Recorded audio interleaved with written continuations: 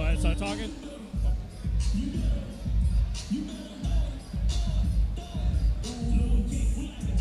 Hey, this is a noise canceling situation, right? I guess you guys are here and find out, right? Yeah, I'll tell them to put the music down. There should be no audio going to the stream, but they might catch a little background. So I'll tell the DJ to put it down just a little bit. There you go.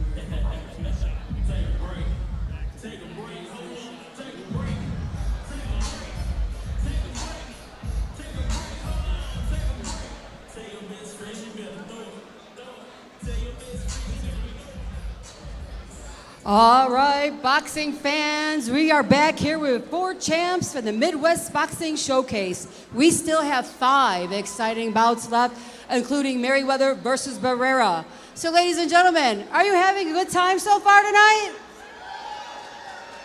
Come on, we can do better than that. It's Saturday night, La Flaca live in Indianapolis. Brought to you by 4 champs. Are you ready?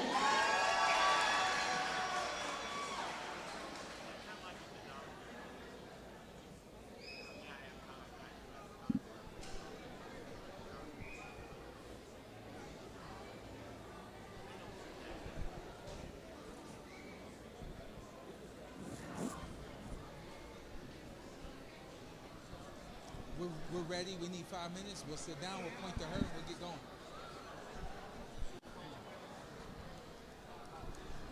Yeah, we call DDA. This is Zule.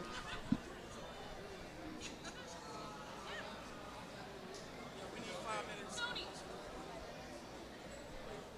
All right, ladies and gentlemen, the next spot will be in the ring in 5 minutes. We're having some technical difficulties. We're going to get that straightened out, and the next bout is in 5 minutes.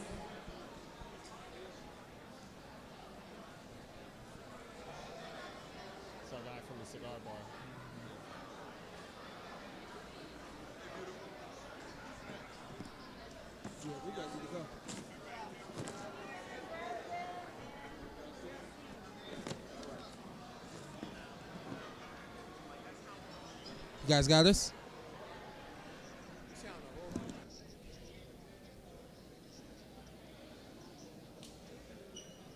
I like that. All right, here we go. We'll start. Yup. Yup.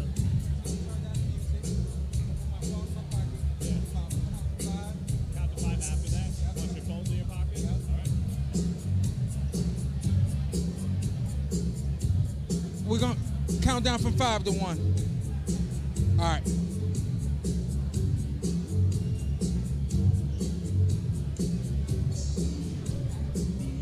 Five starts now. 5. Good. Go. Hello, I'm Shawn Zittel, and welcome again to the Midwest Boxing Showcase here ringside at the La Flaca at the Square in Indianapolis, Indiana, joined by retired 2-time welterweight champion of the world, Showtime, Shawn Porter, and we bring to you tonight a card headlined by Robert Meriwether III, who is coming off the first loss of his professional career to Tony Hirsch Jr. Shawn, Meriwether started the year with the performance of the night on the inaugural Zuffa boxing card. He winds up losing an upset to Tony Hirsch Jr. He's a fighter with a very decorated amateur background, winning multiple national championships. He sparred with the likes of Keyshawn Davis, Gervonta Davis, Shakur Stevenson, and Devin Haney. Yeah. You evolved from your first loss to Kell Brook as a smarter, better version of yourself, and as well from your loss to Keith Thurman, you got only better from those fights. What are you expecting from Robert Meriwether tonight in his performance? You know, the funny thing, my storylines are a lot the same between myself and Meriwether. I was coming off of a big win against Paulie Malignaggi when I got in the ring with Kell Brook, and we know how that fight went against Kell. And I think for me, it was a quick learning experience for me to know that, hey, certain things that I did in that fight could never do again. Same thing, and that's what we saw in Meriwether in this fight.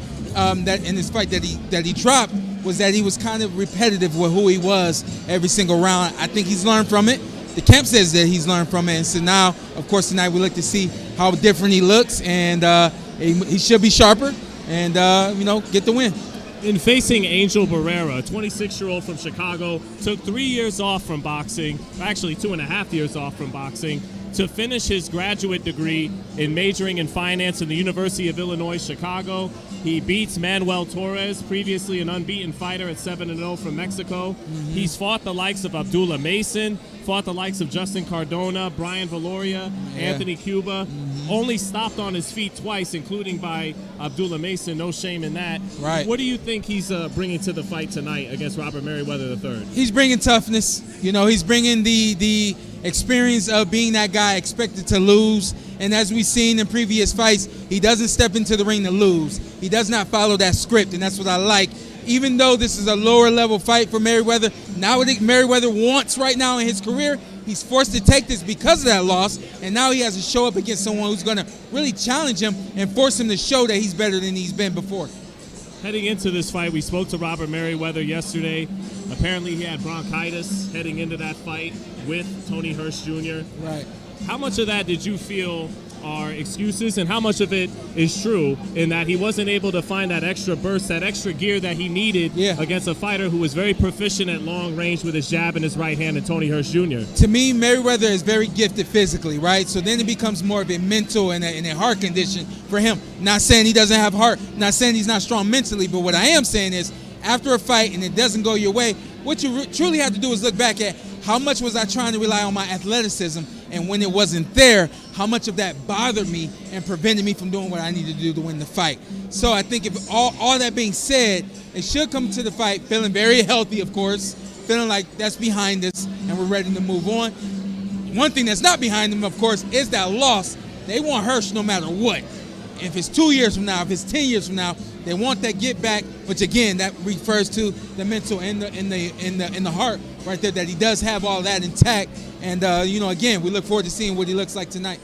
Maybe the athleticism wasn't quite there because of not having his full energy from bronchitis or whatever may have you, but also maybe to an extent because it was matched to a degree against Tony Hirsch Jr. as well, who brought some athleticism to the ring as well. He comes into this fight, originally it's slated as a lightweight bout at 135, then it gets moved to 136 pounds on fight night.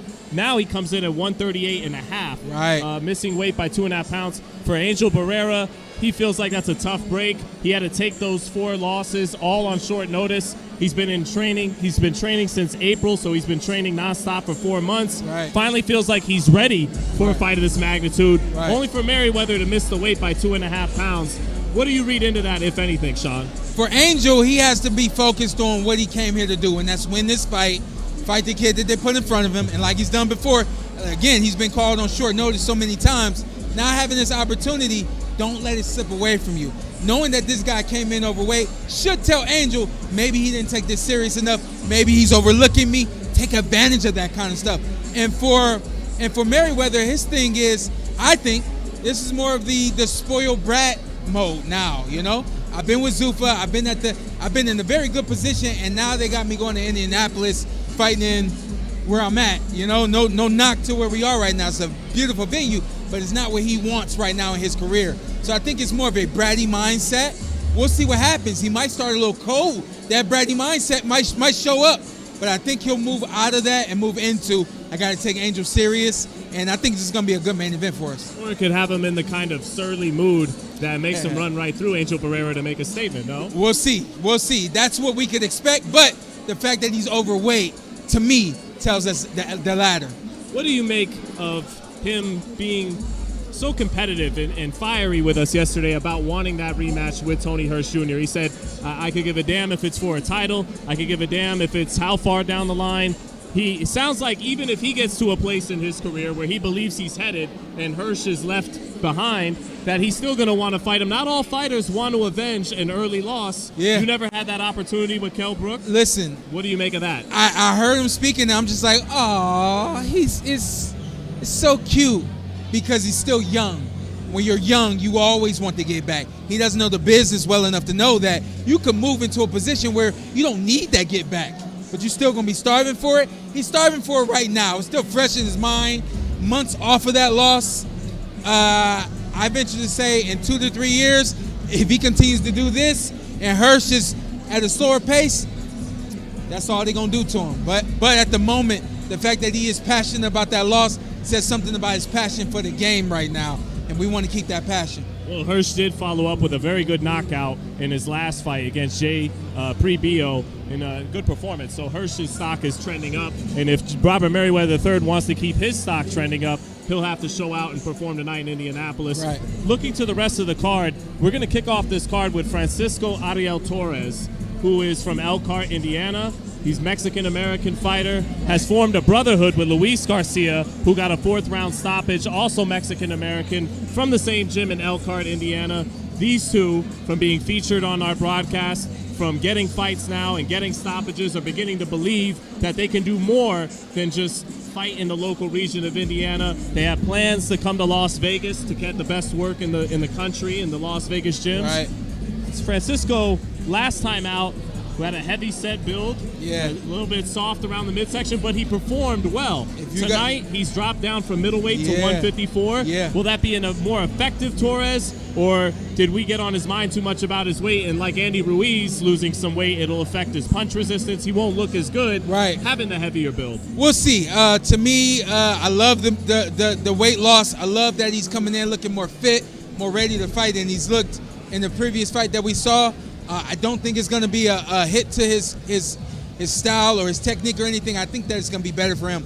Heavyweights losing weight is a lot different from a middleweight or a heavier middleweight that should be fighting at a lower weight. So I think the kid looks good and looks fit where he's at. We'll see how it goes. First thing you said to him was, I love the weight that you've dropped already in the last 2 months. Yeah. So last fight was at middleweight. This was scheduled to be at welterweight, but he'll be fighting at 154 pounds to open up our card. Also on the card, Jack Sambiaku from Angola has an incredible story coming in this fight at 1-0, having his second professional fight at 23 years old. He made the journey from Angola to Brazil, and then on a barefoot not barefoot, but an on-foot 49-day journey, traveled from Sao Paulo, Brazil, all the way up through the border of Mexico and into the United States, spent 4 nights in the Amazon jungle, survived that, saw a man die in the middle of that journey. He's heavy-handed. Right. Because he's from Angola. Yeah. What do you think we're going to get from him? What is that character, if not us finding out about his skills in a short time? Yeah. What does that say to you? They're signaling us that we got to get these fights going. We will do that exactly. But to Jack, very quickly, what he's gone through to get to where he is right now is nothing to be overlooked. We won't overlook it. We'll continue to cover his story and cover him so that it can be exposed. Amazing story, spending nights, not just moments, but nights in the jungle just to get to America to live the dream that he has. And what that says is that mental fortitude that we always look forward to, that passion and drive and grit that we always look for. We don't have to question that in a young man. So definitely looking forward to seeing him tonight. I think that's probably, other than the main event, the other fight I'm looking forward to the most. And also switch-hitting top-ranked amateur Yasin Arrington will be on this card as well. Let's take it to the action now in the ring, beginning with Francisco Ariel Torres. All right, fight fans, thank you for joining us tonight for 4 Champs Midwest Boxing Promotions. Ladies and gentlemen, we are on bout number 5 of 9 scheduled. So ladies and gentlemen, at this time, please welcome to the ring, Stephen Brepson.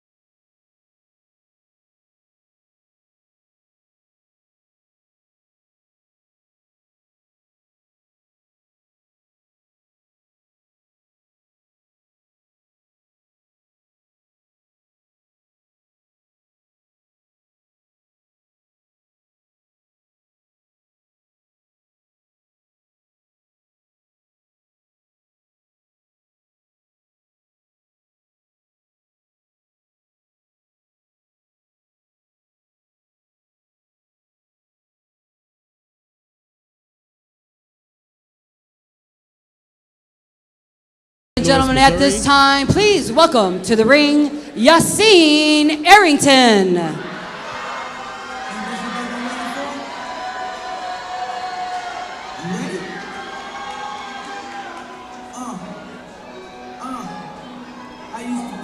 Well, a programming note, we are actually going to start off with Yassine Arrington from Kokomo, Indiana. Yassine Arrington having fought the top two guys at 132 and 143 pounds in USA Boxing. Number one ranked Salim Ellis Bey and number one ranked 143-pounder Marcus Luther. Yassine Arrington fought in the Nationals last year in December in Lubbock, Texas. Got stopped by Marcus Luther, but made it to the second round of that tournament. You see the flashy robe, kind of inspired by fighters like Shawn Ennis, and Yassine Arrington believes he's a good switch-hitting fighter like Terrence Crawford and like Shawn Boots Ennis, both of whom he has studied. Says switch-hitting comes natural to him, fighting out of both stances. Favorite fighter is Shakur Stevenson.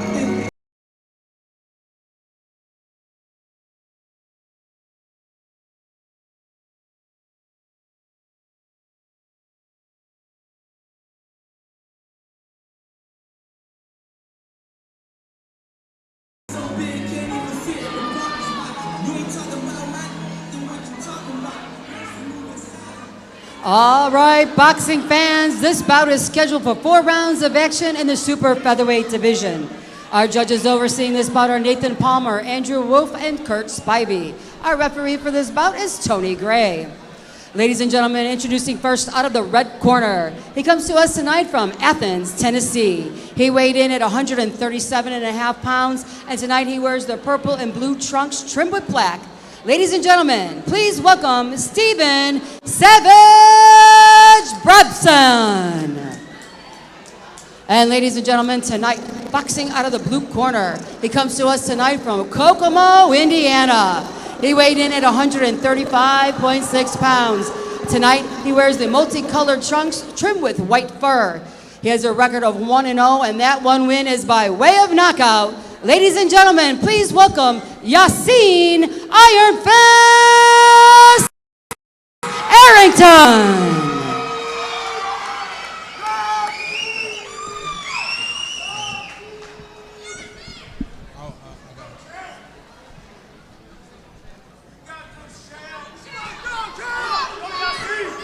Hello, everybody, and welcome to this Midwest Boxing Showcase here in Indianapolis as we begin our first fight where Yassine Arrington, the switch-hitting orthodox fighter, also fights southpaw. The highly touted amateur from Kokomo, Indiana, says he's bringing hand speed and combinations. It looks like he's trying to flash early. Arrington has done a lot of studying of Terrence Bud Crawford and Shawn Ennis. Says he can switch hit naturally, Sean. Yeah. Also looks up a lot to Shakur Stevenson. Fought some of the top guys right now in USA Boxing. Number one ranked 100. Before we can even get it out, sweeping right hand to the body, drops Keegan Young. Game over. Beautiful shot. That's going to do it for Yassine Arrington, winning his second fight of his career by knockout.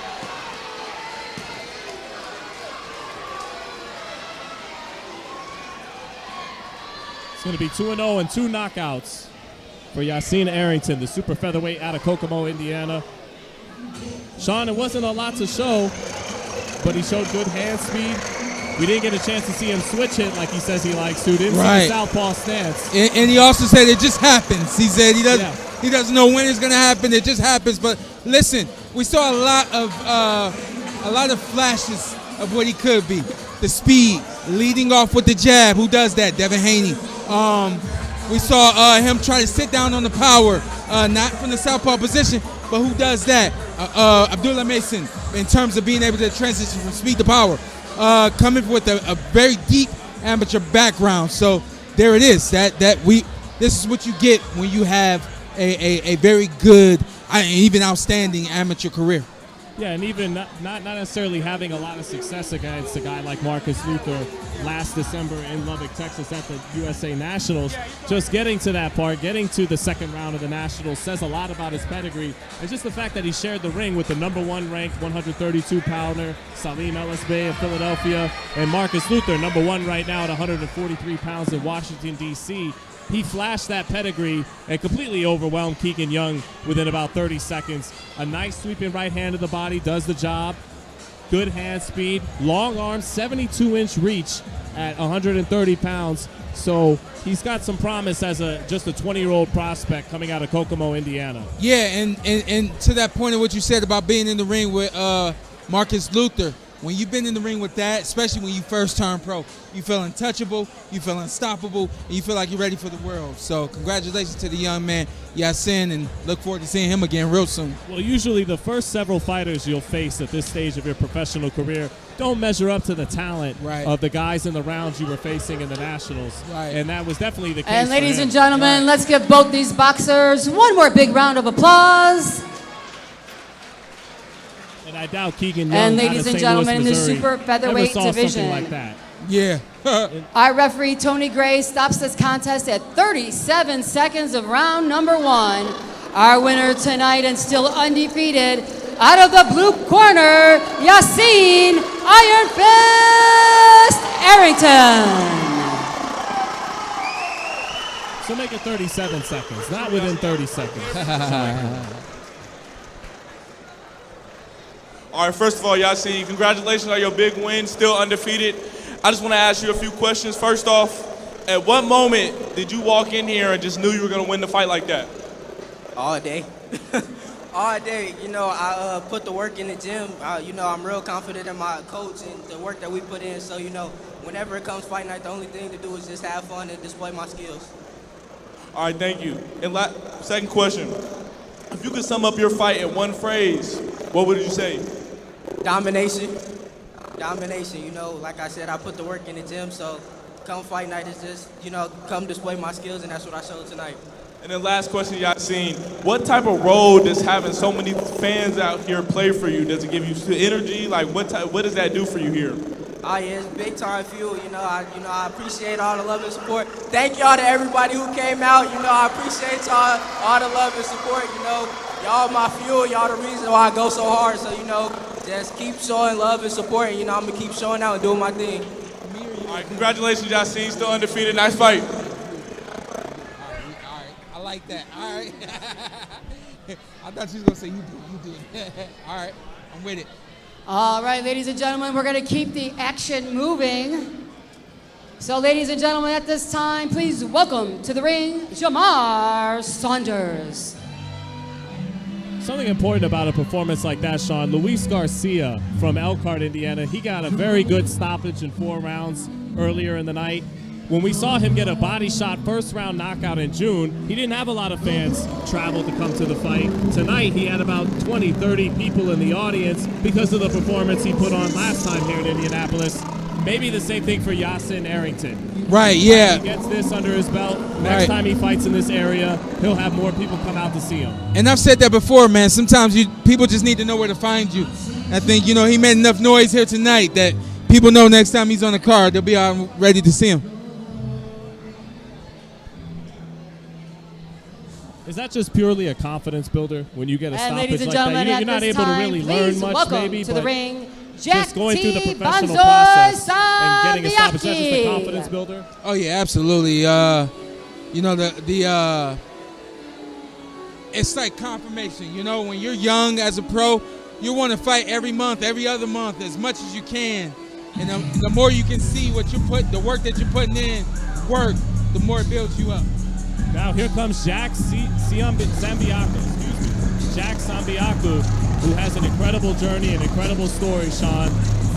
Came from Angola to Brazil as a teenager, then walked on foot all the way from Sao Paulo, Brazil. We got to say walk and hitchhike. And hitchhike. Okay, yeah. Hitchhike, right? But nonetheless. A 49-day journey from Brazil, Central America, all the way to the border of Mexico and into the United States. Living in Chicago now, well, actually training in Dallas, Texas with his coach Tony, but originally was living in Chicago, is in his second professional fight, carries good punching power and heavy hands at 140 pounds, believes he can fight at 135 pounds. But what did you think when you found out, and he told us he spent 4 nights in the Amazon jungle and even saw He even saw a man die before his very eyes trying to All survive right, those 4 boxing days. fans, Yep, this bout is that's scheduled enough for of 4 the rounds story. of That's all action you in need the to know. super lightweight division. Our judges overseeing this bout are Nathan Palmer, Andrew Wolf, and Scott Huff. Our referee for this bout is Kurt Spivey. Ladies and gentlemen, introducing first out of the red corner. He comes to us tonight from Atlanta, Georgia. He weighed in at 140.3 pounds, and tonight he wears the solid black trunks. Ladies and gentlemen, please welcome Jamar Sandman Saunders.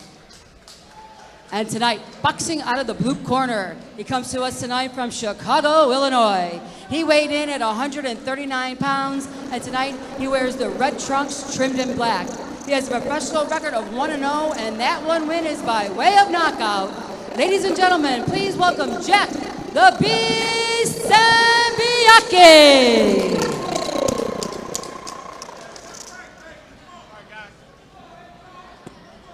DDA, does that have a light?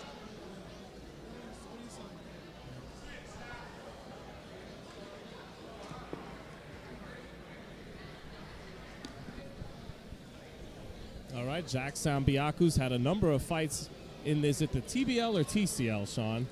There are 2 separate leagues. It is now the TBL is one league, and we don't talk about the TBL nowadays on the PorterWay Podcast. Good jab to the body to start for Jack Sambiaku. And again, it's supposed to be a fighter carrying in some heavy-handed punching power. Good jab to the body again. That's a good, Stabbing strong Saunders. power jab. Leads with the hook and a straight right hand. Drives Saunders to the ropes. Saunders getting this fight back to the center of the ring. And right away, Sambiaku comfortable with the lead hand low. Kind of giving that shoulder roll look. Pulls with a right hand right there. Escapes out to his right. Gets back to center ring. Good jab again by Sambiaku. That time bringing it up top and set it to the body. Yeah, anytime I see that left hand down and you see that shoulder rolling position, I'm very quickly trying to assess, do you have the quick reflexes to execute that kind of move? At the moment, it looks like it, but you can see he doesn't have the right Good one, technique too, for by it. Sambiaku. And another right hand gets the legs of Saunders shaken up. Saunders hurt early in the first round. Sambiaku stalking him, getting him near the ropes now. Tries to sweep that right hand over the top a little bit. Come with an overhand. About 3 1-2s in a row, and every right hand connected. And he used the jab to set it up early to the body and to the head. Right. Another jab to the body by Sambiaku. Staying on top, showing a little bit of that shoulder roll look. In that shoulder roll, it is required that you have the athleticism to go with it to execute it properly. Right. Is that right? Right. You know, my thing for Jamar, I want to root for the kid. I don't want to hate on him. It's a left hook for Saunders. Good body shot and a left hook from Saunders. That's good work right there. Not being afraid or being willing to stand in there and punch. Sambiaku with a straight right hand to the body. Yeah, being that very right- effective with his jab early on. That right hand is going to be the punch. There it is. Tries to come with a right hand over the top. Saunders dips below to his right and gets a reset. Lead left hook falls short for Sambiaku. Sambiaku's eyes wide open with a 2 and a 3. Straight right hand, left hook.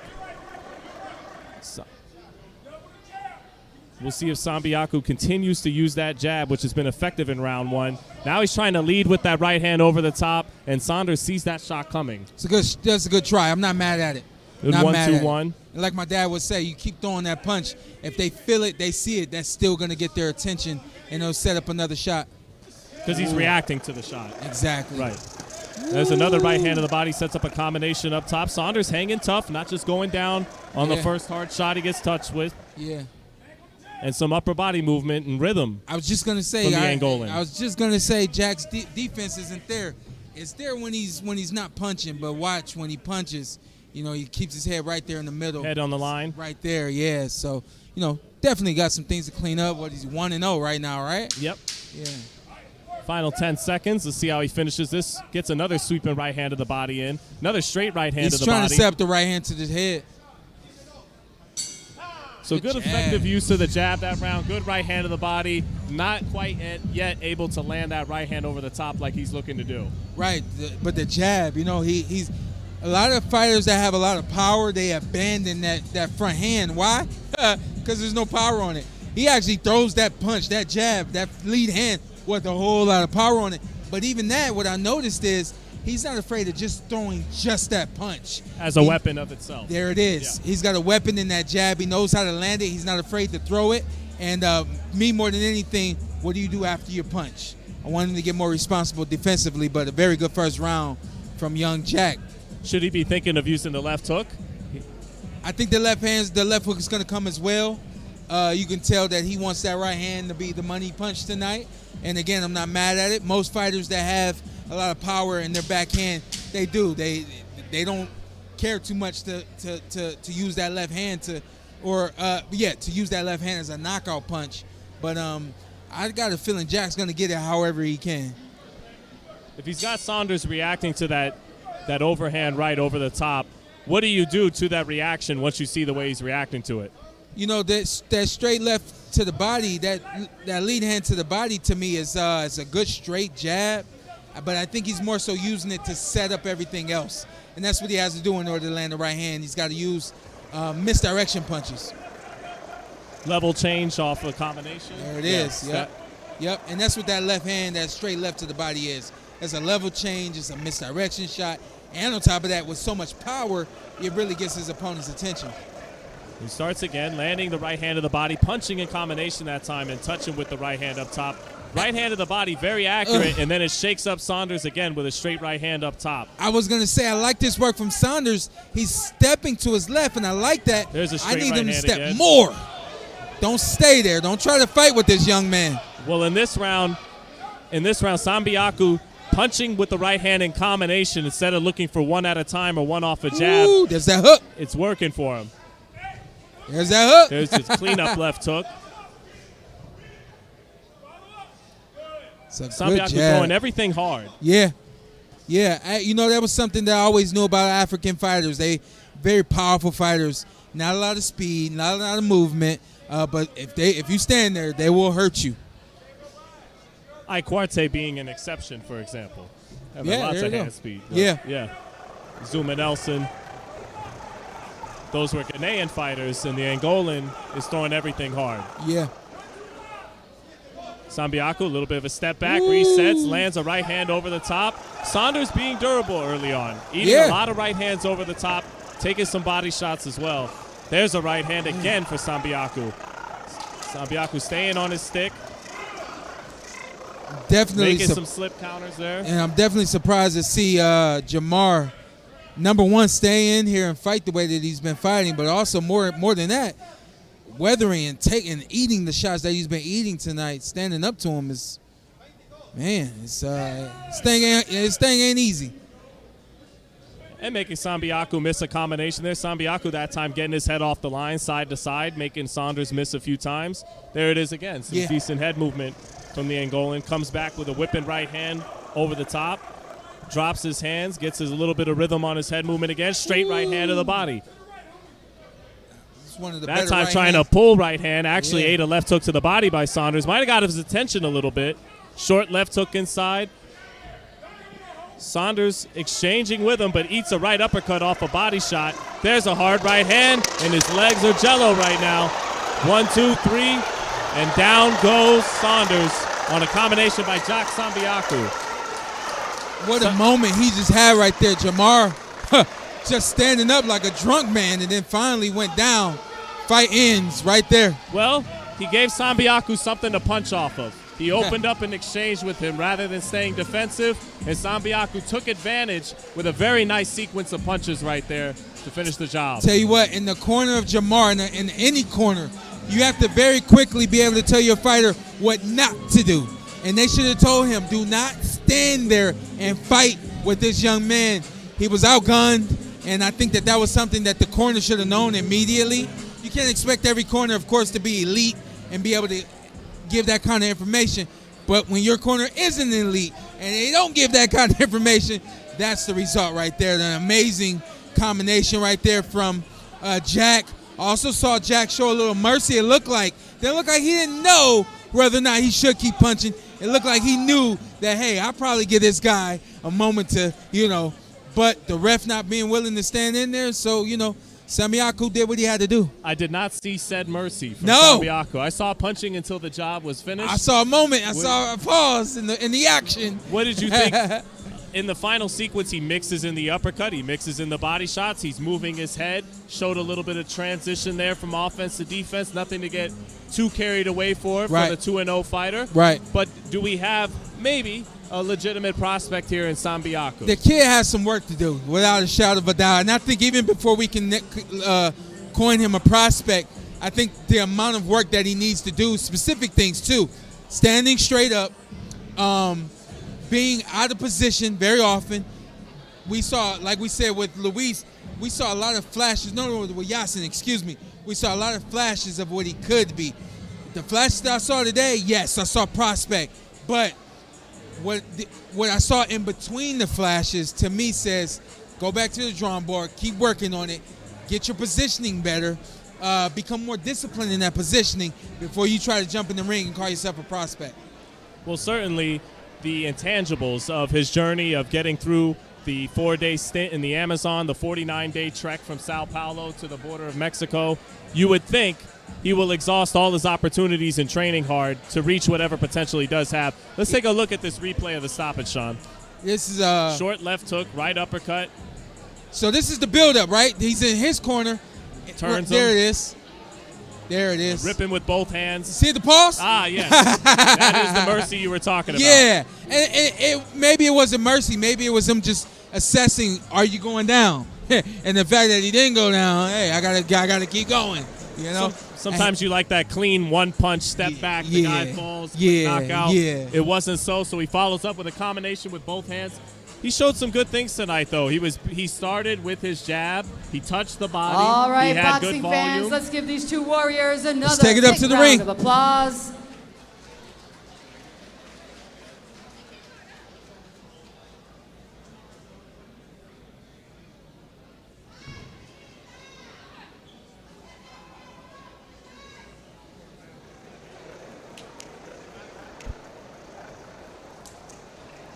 All right, ladies and gentlemen, in the super lightweight division, our referee stops this contest at 2 minutes and 59 seconds of round number 2. Our winner tonight by knockout and still undefeated out of the blue corner, Jack the Bee Sambiaku.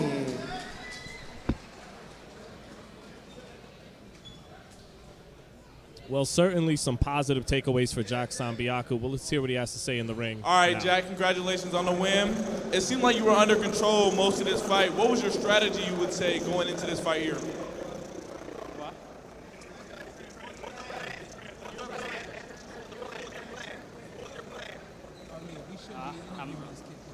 Knock everybody. Knock everybody. The plan is knock everybody out every time. I like that one. All right. What would you say sets you apart from any fighter that's here today?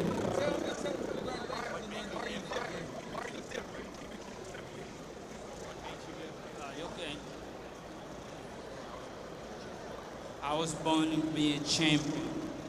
Born to be a champion? I like that one. All right. Nice to meet you, Jack. Congratulations.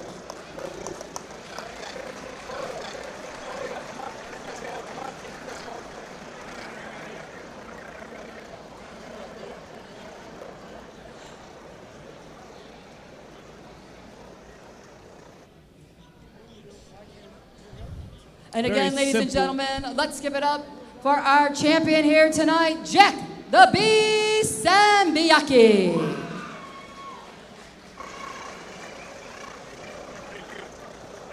Well, it may not have been the smoothest English interview, Shawn, but he does speak 4 languages: Portuguese, Spanish, his And ladies native and gentlemen, language, we're gonna Lingala, keep the action and some English moving. that he's working on as well, So at and this French. time, please welcome And to the French. ring, So that's Kevin 4. You can't count Kirkwood. English. Can't count English yet. No, but maybe, hopefully, next time we see him, he'll be ready to give us 3 or 4 words. Here he comes passing us by right now. It's Coach Tony Max. Gets a fist pump from fist dap from Showtime, Shawn I'll Porter. never do that again. Why not? Sweat on the gloves, I'll pass. That's not foreign territory for you, Shawn. What we got next? This is going to be Kevin Kirkwood against Fort Wayne's Isaiah Johnson. Kevin Kirkwood, incidentally, told me yesterday he is a boxing fan who just started fighting 2 years ago, Shawn. And ladies and Inspired by gentlemen, at Adrian this time, Broner and please Floyd welcome Mayweather's to the ring, entertainment Isaiah value. Yeah. Johnson.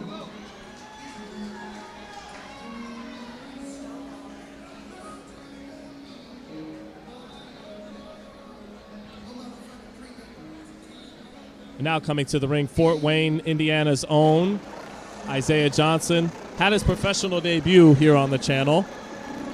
Had to put on pressure against Chris Gunn of Michigan. Said because he's a taller fighter. Wants to show more of that tonight.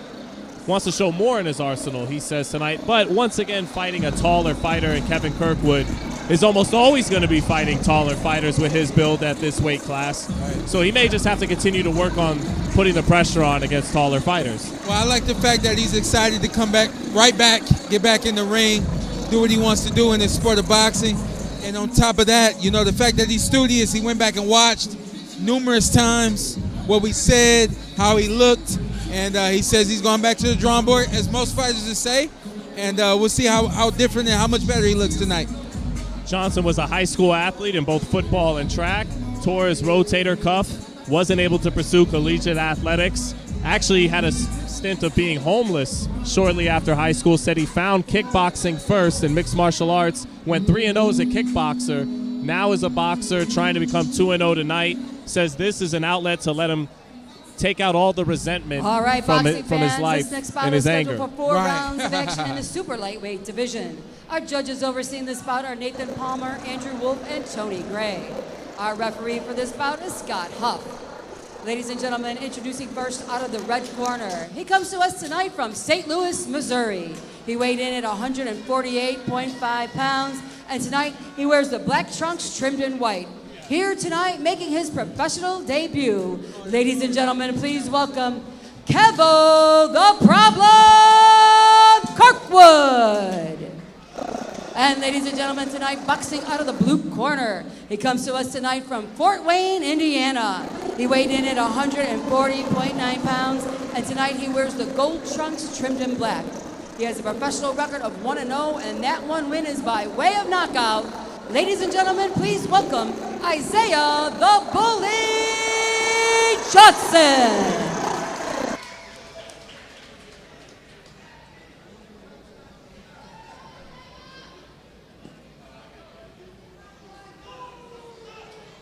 Look like something happened.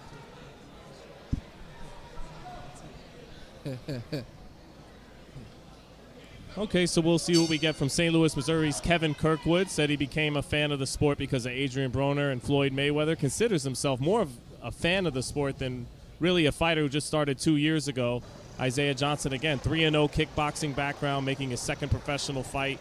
And he'll probably have to put on the same kind of pressure he did in his pro debut against Kevin Kirkwood, who's a taller fighter, going to be looking to move as well. Good speed right there on the jab. He's moving his feet. You know, in a lot of ways, he does look, and it's much more energy tonight as well. So, yeah, good to see young man is, you know, living up to his word. His trainer said he needed to be lighter on his feet and bring his feet with him. Doing that early. Good straight right hand off of 1-2. He came out doubling up the jab, tripling up the jab, taking something off of it to get in range. And that's what you want to do as a shorter fighter, is it not? Yeah, you got to, you know, there's a lot to work on and do and all in one night. You know, that's why you build your way up to 12 rounds. Two body shots there. Yep. A right hand and a left. And right away you can see Johnson, the more settled down professional than Kirkwood, with some erratic energy. And crazy enough, that kind of stuff works for fighters that have a time. Yeah, when you have limited experience, fighters with a lot of experience. Not saying that about Johnson, but we see very quickly, and it intimidates us actually. Brings a left hook behind it. Well, it can be awkward to deal with, but it has an expiration date on its effectiveness, though, doesn't it? Well, yeah, of course. Usually it's about 2 rounds, maybe. Yeah, you know. Johnson being the settled-in, composed professional, moving his head well against some of the attempts of Kirkwood. Kirkwood perhaps using a lot of energy early on, bouncing around the ring. There's 2 hard body shots, and that's exactly what he wants to do to take those legs away, is it not? The biggest thing for Kirkwood is that he learns how, or somehow finds a way to manage his energy. The spark plug that he is right now, this energy is going to dissipate rather quickly. And then on top of that, Johnson going to the body the way that he has this first round, continuing to do that is definitely going to only help draw out that gas much quicker. You hear the corner of Johnson asking for the jab, asking for the feints, and that'll free some of the movement instead of just following Kirkwood around. Yeah, you know what's funny? Like, you see him, like, he's literally following Good left Kirkwood. hook to the body. Use that straight right hand up top to set up that left hook to the body very well. Yeah. Forcing Kirkwood to pick the gloves up and leave the body open. Good jab to the body there by Isaiah Johnson. Johnson staying on top of Kirkwood. Now already some of that erratic movement slowing down a little bit as a jab knocks him into the ropes, gets him off balance. I like Johnson very under control as well, you know? And you see the head down of Kirkwood as Johnson opened up with a 1-2 there. Definitely around for Isaiah Johnson, staying calm in there. Kind of shrugs going back to his corner as if to say, I'm doing what I can against this kind of fighter. Yeah. Yeah. Let's see. We got a good replay here.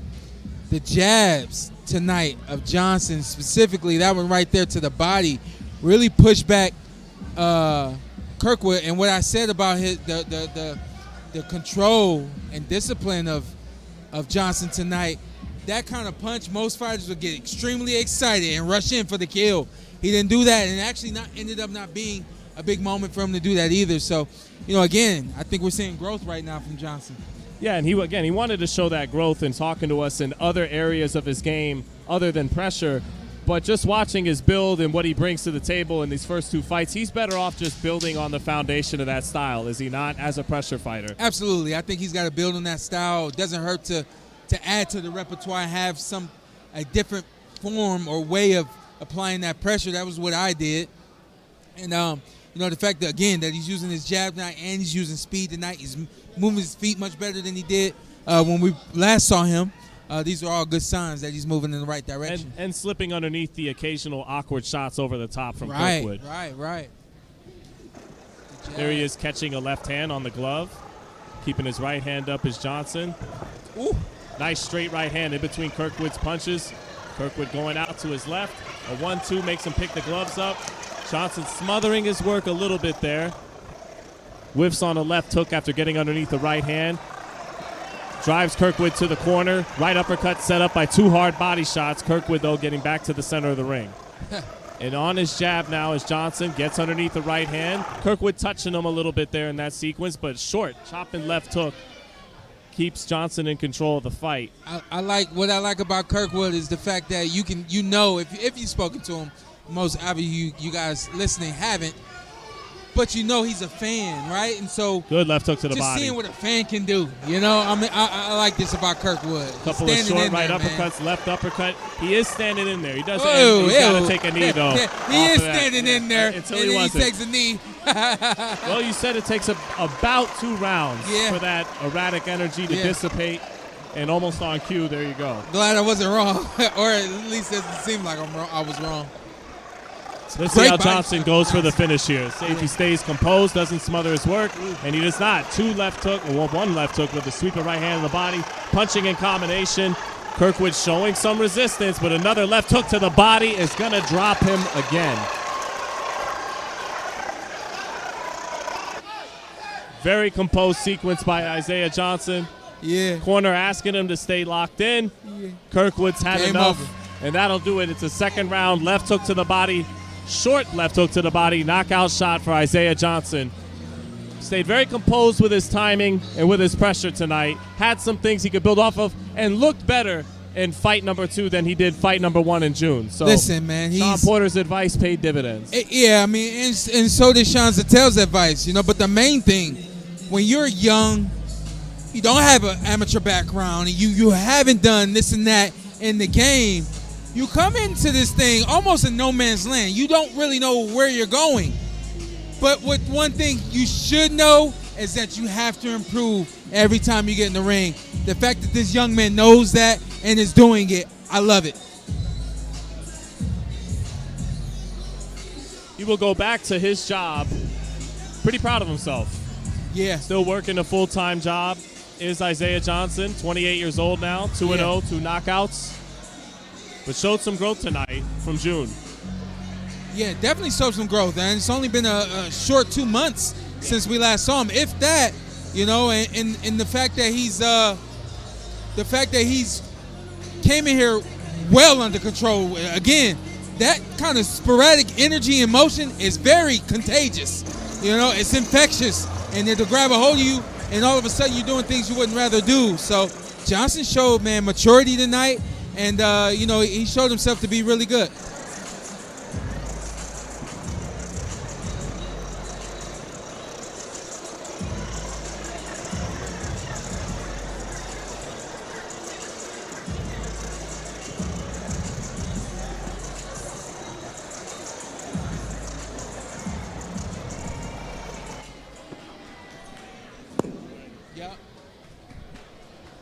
And ladies and gentlemen, let's give these two warriors one more big round of applause. And ladies and gentlemen, in the super lightweight division, our referee stops this contest at 1 minute and 47 seconds of round number 2. Our winner tonight by knockout and still undefeated, out of the blue corner, Isaiah the Bully Johnson.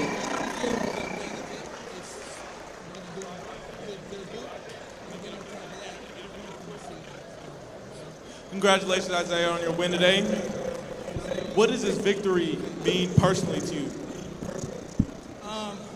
This might sound a little stereotypical or whatever, but like after the weigh-ins and stuff, I got a call last night telling me my granny passed, and I had to block everybody on the family list. So being out here was kind of hard, but I made it.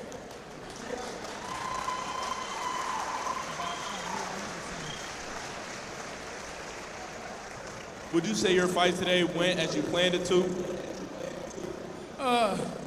Yes and no. Like I said, I was a little discombobulated, frustrated, trying to get something out of here.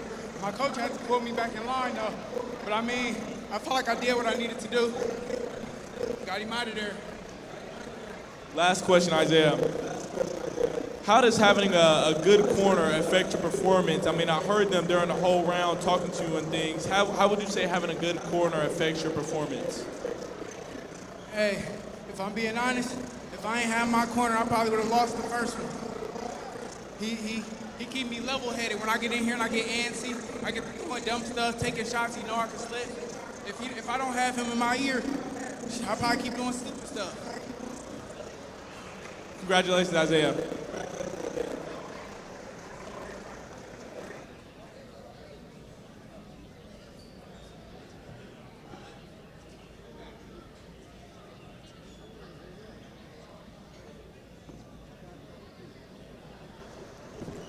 Isaiah Johnson getting some props ringside. And again, ladies and gentlemen, another round of applause for Isaiah the Bully Johnson.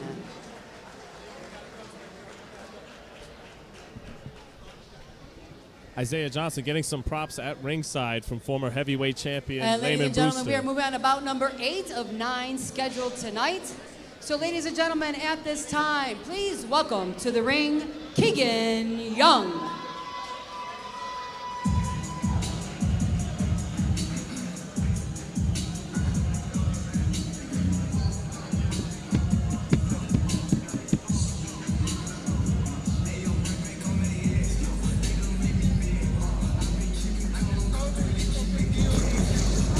Coming to the ring now, another St. Louis product, Keegan Young, bringing a record of 2-5 against Francisco Ariel Sismas Torres.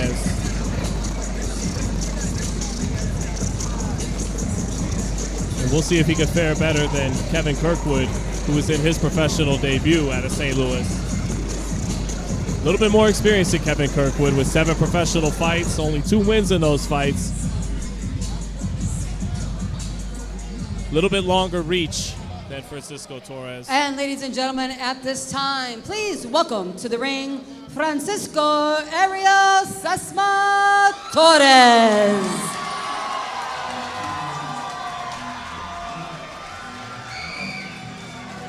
And now to the ring comes Francisco Torres, one half of the brothers, not by blood, but brothers in boxing is a very popular very popular phrase in the sport now, kind of like Shakur Stevenson and Keyshawn Davis and his brother, fellow Mexican-American Luis Garcia, who got a 4th-round stoppage on this card. These are two fighters who drive 2 hours out from Elkhart to get the right training they need with their trainer. Got to drive 2 hours each session. And Francisco Torres has dropped down from the middleweight division to the 154-pound division, was trying to get down to welterweight, told us he heard our critiques about his physique and his body, and has brought himself in a more slender version of himself for this fight. This bout is scheduled for 4 rounds of action in the super welterweight division. And ladies and gentlemen, our judges overseeing this bout are Andrew Wolf, Nathan Palmer, and Kurt Spivey. Our referee for this bout is Tony Gray. Ladies and gentlemen, introducing first, he comes to us tonight from St. Louis, Missouri. He weighed in at 157.9 pounds, and tonight he wears the black trunks trimmed in gold. Ladies and gentlemen, please welcome Keegan the Mechanic Young. And ladies and gentlemen, tonight, boxing out of the blue corner, he comes to us tonight from Elkhart, Indiana. He weighed in at 153.1 pounds, and tonight he wears the white trunks trimmed in pink. He has a professional record of 2-0, and both of those wins are by way of knockout. Ladies and gentlemen, please welcome Ariel Sesmas.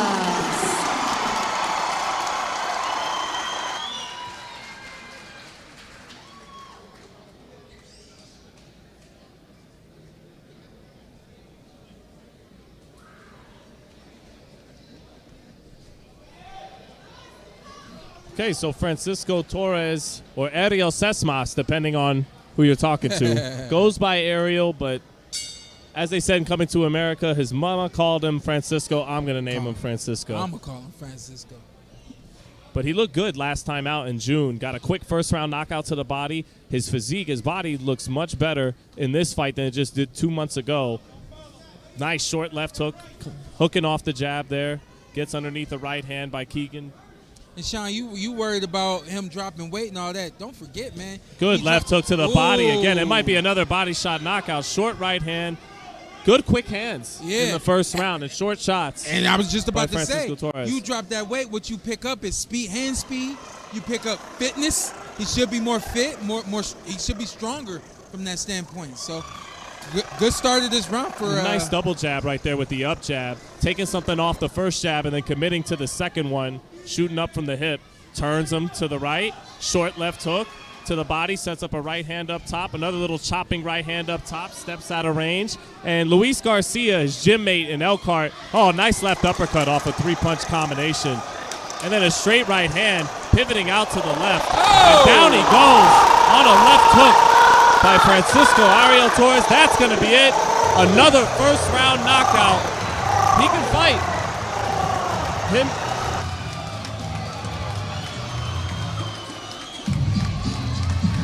Francisco Torres gives us the look at ringside. Like, is that what you were looking for? And indeed it was. Absolutely, man. The kid can fight, just like you just said. They've been putting in the work, you know. I'm sorry, I can't talk about Torres without talking about Garcia. And I know that they don't mind, so I will do just that. These boys are serious about this thing. They're willing to do what it takes, and they're trying to figure out ways to improve themselves. They have a combination of speed, power, quickness. They have a savviness about themselves, both of them. They're not the same fighter, but... Let's see the replay here. Going out to his left, short right hand. And then another short right hand, left hook, a 2-3, ends it. Beautiful 2-3 combination to win this fight. And what do I talk to you all the time about? Fighters want to reset. So what happened there was a 1-2, pivot, 1-2, pivot, 1-2-3. The moment right there where the fighter thought that he was going to reset, he's not afforded that opportunity. He didn't have his hands up. He wasn't ready. And Francisco, he reaped the benefits of it.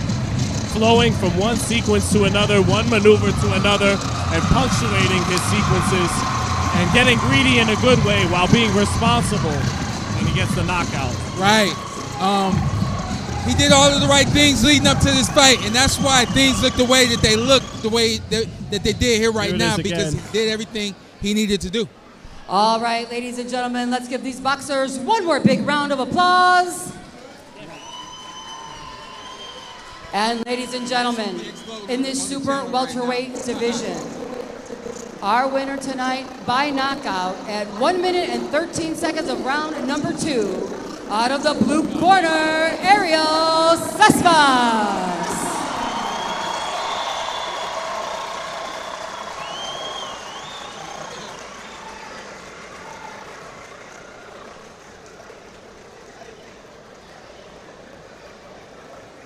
Congratulations on your win, first of all. What's the feeling like having so many different people come out here and support you today? Feels great. I love when everybody comes out, shows support, and I'm going to keep putting on these type of performances for them.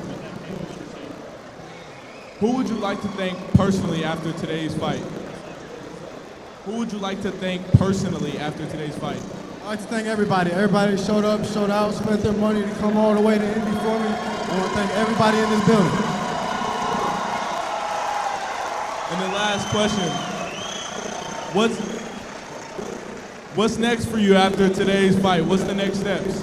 Next step, go out to dinner with my amazing team, my coaches, my management group, everybody that came out and support me. We're going to go back to the lab, and I'll see y'all real soon. Congratulations on the win, man.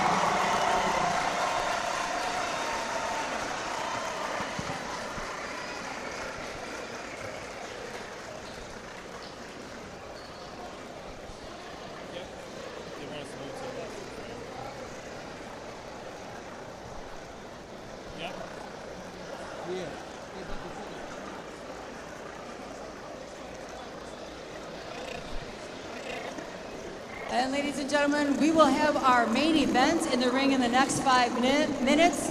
Coming up, we've got Angel Barrera and Robert Meriwether III in the ring in the next 5 minutes. Well, Shawn, it's been a successful night for the Elkhart, Indiana boys. The Mexican-American duo Luis Garcia at 122 pounds getting a 4th-round stoppage. And then Francisco Ariel Cesma Torres, let's just call him Francisco Torres, gets another first-round knockout, back-to-back first-round knockouts here in Indianapolis. Both of them shoulder-to-shoulder roll, show a level of hand speed. And to quote Luis Garcia, where we want more out of our boxing journey than just Indiana. Right. They have dreams of fighting in Las Vegas, traveling to Las Vegas with their trainers to get the top-level sparring. And they're looking more and more ready for just that jump up in level. You know what I see from these kids, right? You see skill. You don't see DJ. It's not an amazing amount of skill, but it's it's an amount of skill that they can improve on. But what's moving right in front of that skill is belief, is faith, right? And confidence. Test. They have faith and confidence, belief in themselves that they're going to get where they want to go. Let's take a listen real quick to our big man in the ring. Former heavyweight champion of the world here from Indianapolis, Layman Brewster. My name is Layman Brewster. I went by Relentless Layman Brewster. I'm Indiana's first and only world heavyweight boxing champion in history.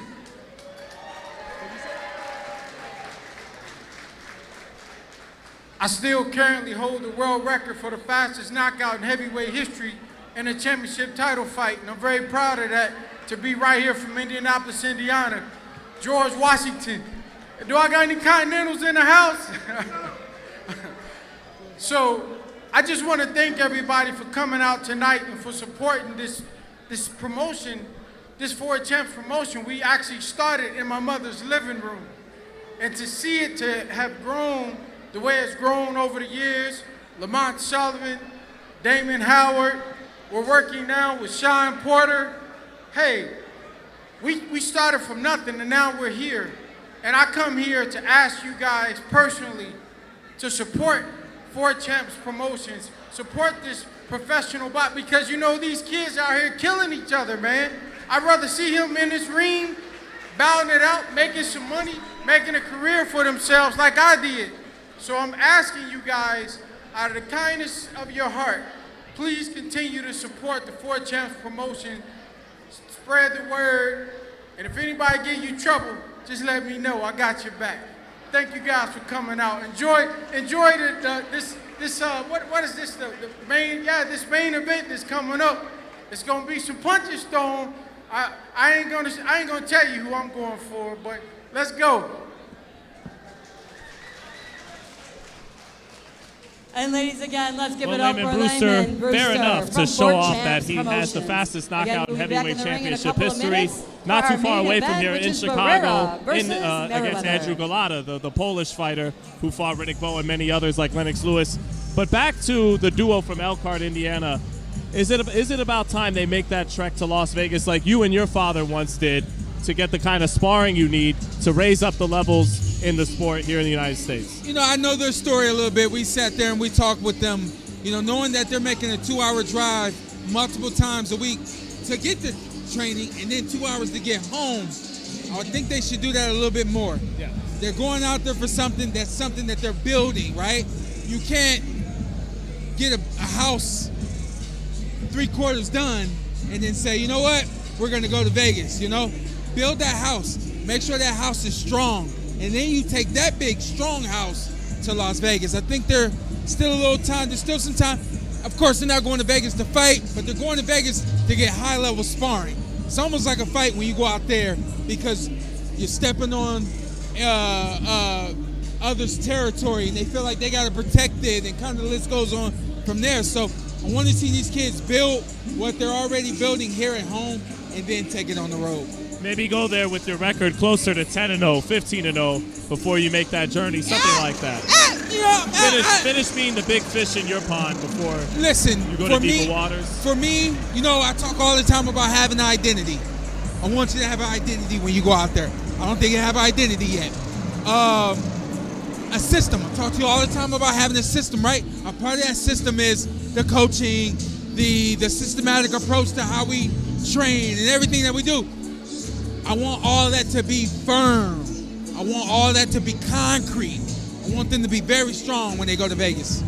And Torres is about 4 years older than Garcia is. Looks a little bit further developed in his shoulder roll look. He took something off certain shots, decoy shots you could call them, to land other punches that set it up. Shortened up his punches, had nice tight pivots. He looks like a good fighter at 24 years old. Body looked much better tonight than it did in June too. So good building blocks. He's tonight. still a little soft though. Well, he wants to get down to 147 pounds. Tonight's fight was at 154. I'm only saying that to see if he comes back at 126 in the next one. That would be Luis Garcia at 122. But they've had many stories about sharing Airbnbs after fight cards like this and talking about their dreams. They dreamt of becoming professionals. Now they dream of some point getting to the championship level in the sport. Good performances by both of them tonight. And listen, to culminate all that, for me, what I would simply say, you're asking about Vegas and all those kinds of things. Keep doing what you're doing. You're going to get where you want to go. Just keep doing what you're doing. Let's go back real quick to Jack Sambiaku, because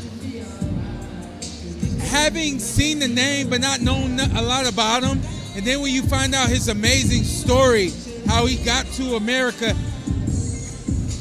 I wouldn't say was captured, but had to go through the process of the process of going through ISIS.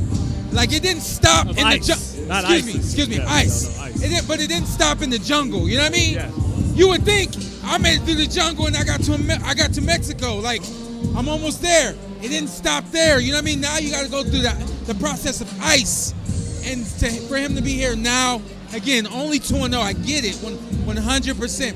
So much to work on, but that ceiling, without a shadow of a doubt, is extremely high. So I just wanted to salute him as well.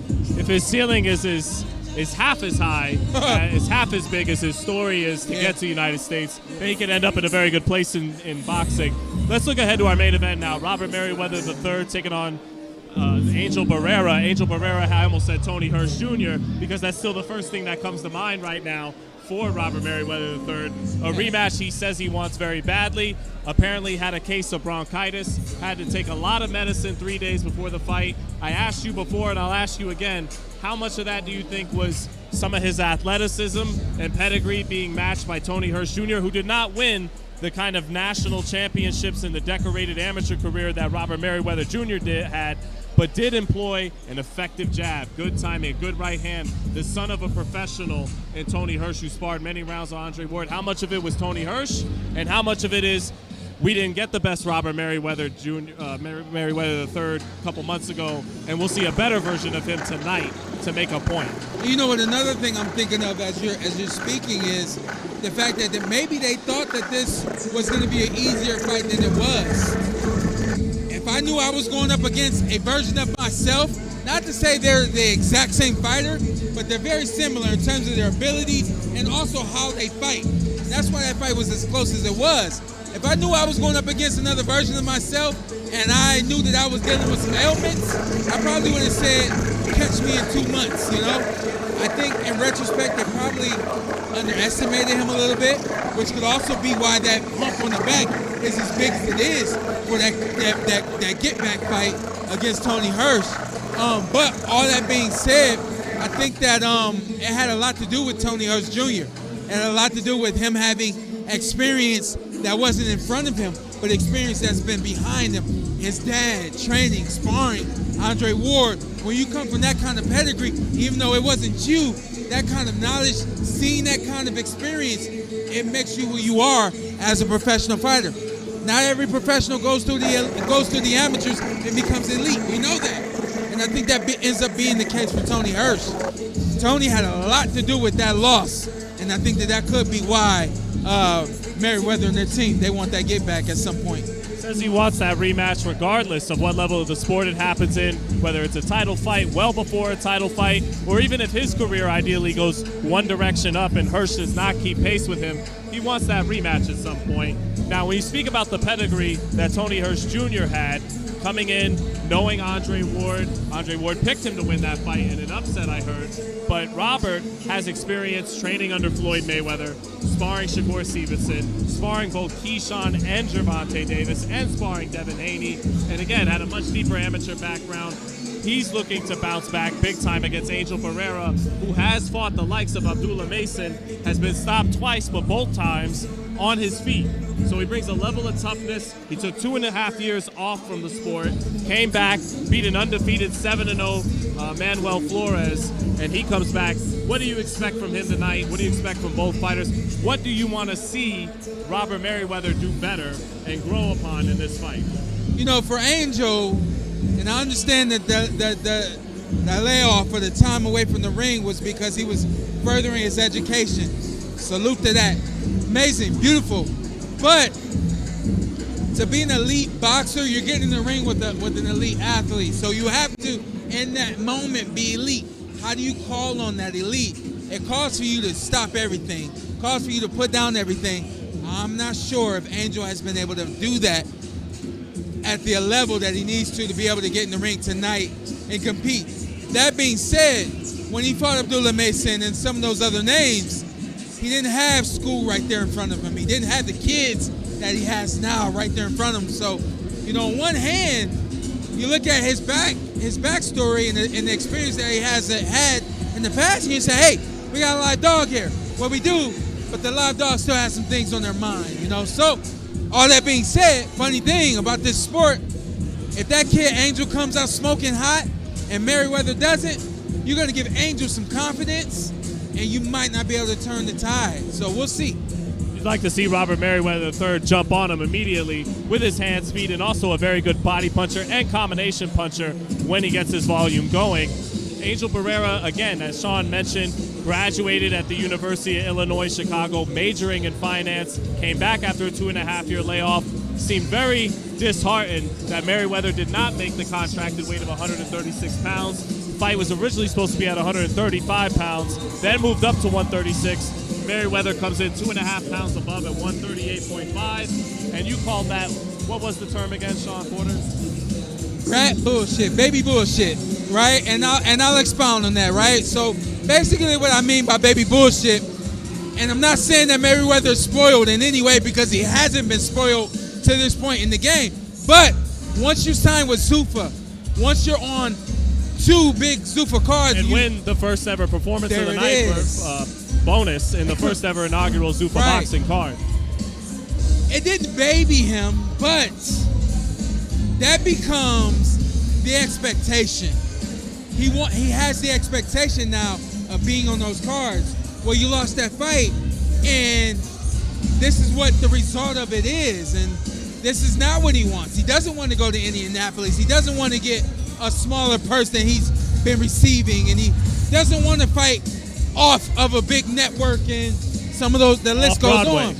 Right, exactly. So that being said, when you look at him coming in overweight, yeah, he's taking the fight serious, but it's almost a middle finger to the people that have put him in this position. But it's like, hey, man, you put yourself in this position, you got to pay these dues.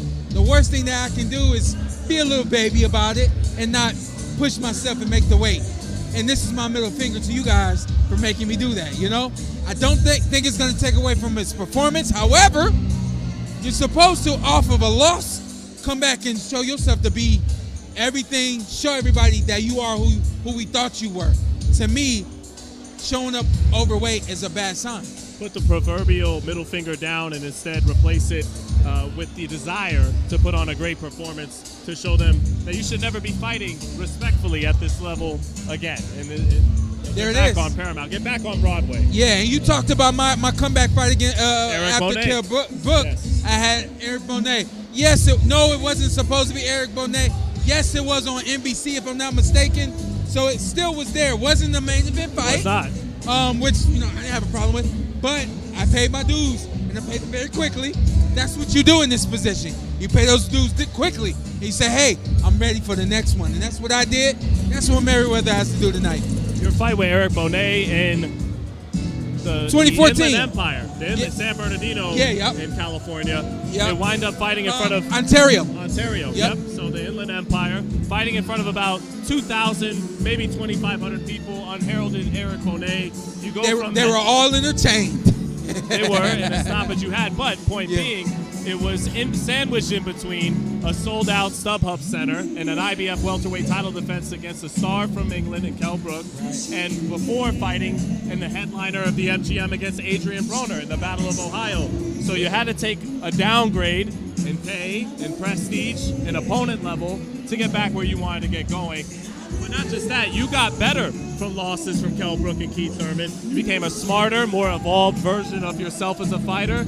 And that's what we're looking to see tonight from Robert Meriwether III. Exactly. So, lastly, to speak to him, and that is the mindset, right? You have to have that mindset that I'm coming back, that I'm proving that I am who you think I am, and kind of list goes on from there. So moving forward, what I want to see is more discipline, no matter what the obstacles or no matter what the situation is. He's got to always show up and be a professional, consummate professional at all times. He was sometimes compared to yourself, not a fighter with the longest arms in these divisions, like the reach of an Abdullah Mason, a Devin Haney, a Keyshawn Davis, and was thought of as a fighter with good athleticism and great work ethic and volume and character in the ring. Do you see those dimensions to Robert Meriwether III's game to some level what you possessed as well? Oh, yeah, absolutely. He's got it all. Remains to be seen if he's got explosive one-punch power, although we have seen him put a few fighters out. But that stinging, I haven't seen a stinging punch from him in some time. So I think there's still some things that we've yet to see from the young man. But I will go on record for saying I believe he's got it all, and I think we're going to get a great glimpse of it tonight. Yeah, I'm not sure that one-punch power truly exists for him, and that is all the more reason why the volume and the work rate of him, constant combination punching, as we talked about yesterday, moving from one sequence to the next, not having too many resets in action for him is important, because I think he has to wear guys down with volume and attrition and combination punching and body work. And I'm sorry, y'all. I told him to take this shit off, and I'm looking at him like, you look like a dumbass right now. Thank you for that. But yeah. But no, to the point of what you're saying, for Meriwether, especially when you have it all, at this point, understand your identity. He knows his identity. Understand your identity and accept it. Accept that you don't have that one punch knock you out and I'm going home power. Understand that it's going to take punches on punches on punches for you not only to get the job done, but to entertain those watching. Got to accept it and do it. And we'll see if he's going to do that tonight. Do you think, you said yesterday when we were watching footage of him that he got a little bit too cute in there, like I was being too cute with the headset on, perhaps, Exactly what that was. Right. Yeah. And what I mean by that is he has moments where he'll throw his punches and simply just stand back, gets back, in the shoulder roll position. Why get back in the shoulder roll position if fighting on your front foot using that blazing speed worked? Why would it work and then you take it away? You know, so to me, those are the things that the coaches have to be able to identify and show you. They have to, you know, when you talk about assessing film and things of that nature, it calls for you to really find the worst parts of yourself and fix them. And sometimes the worst part might be simply, I had moments where I could have done more and I didn't do it. I'm going to do more on the next one, you know? Yep. And also Andre Ward talked about going to that shoulder roll a little bit too soon. He likes to see fighters start with a more basic guard before getting to that. Do you agree with Andre's assessment in that? I'm sorry, and I'm going to say it right here, and I think you guys have heard me say it before.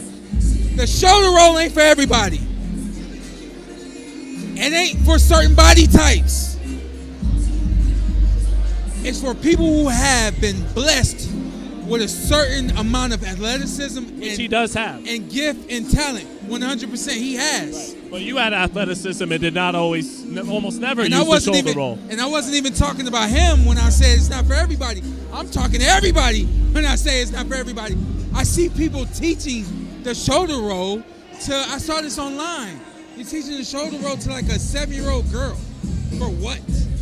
Because you think it's cute. Because you think it works.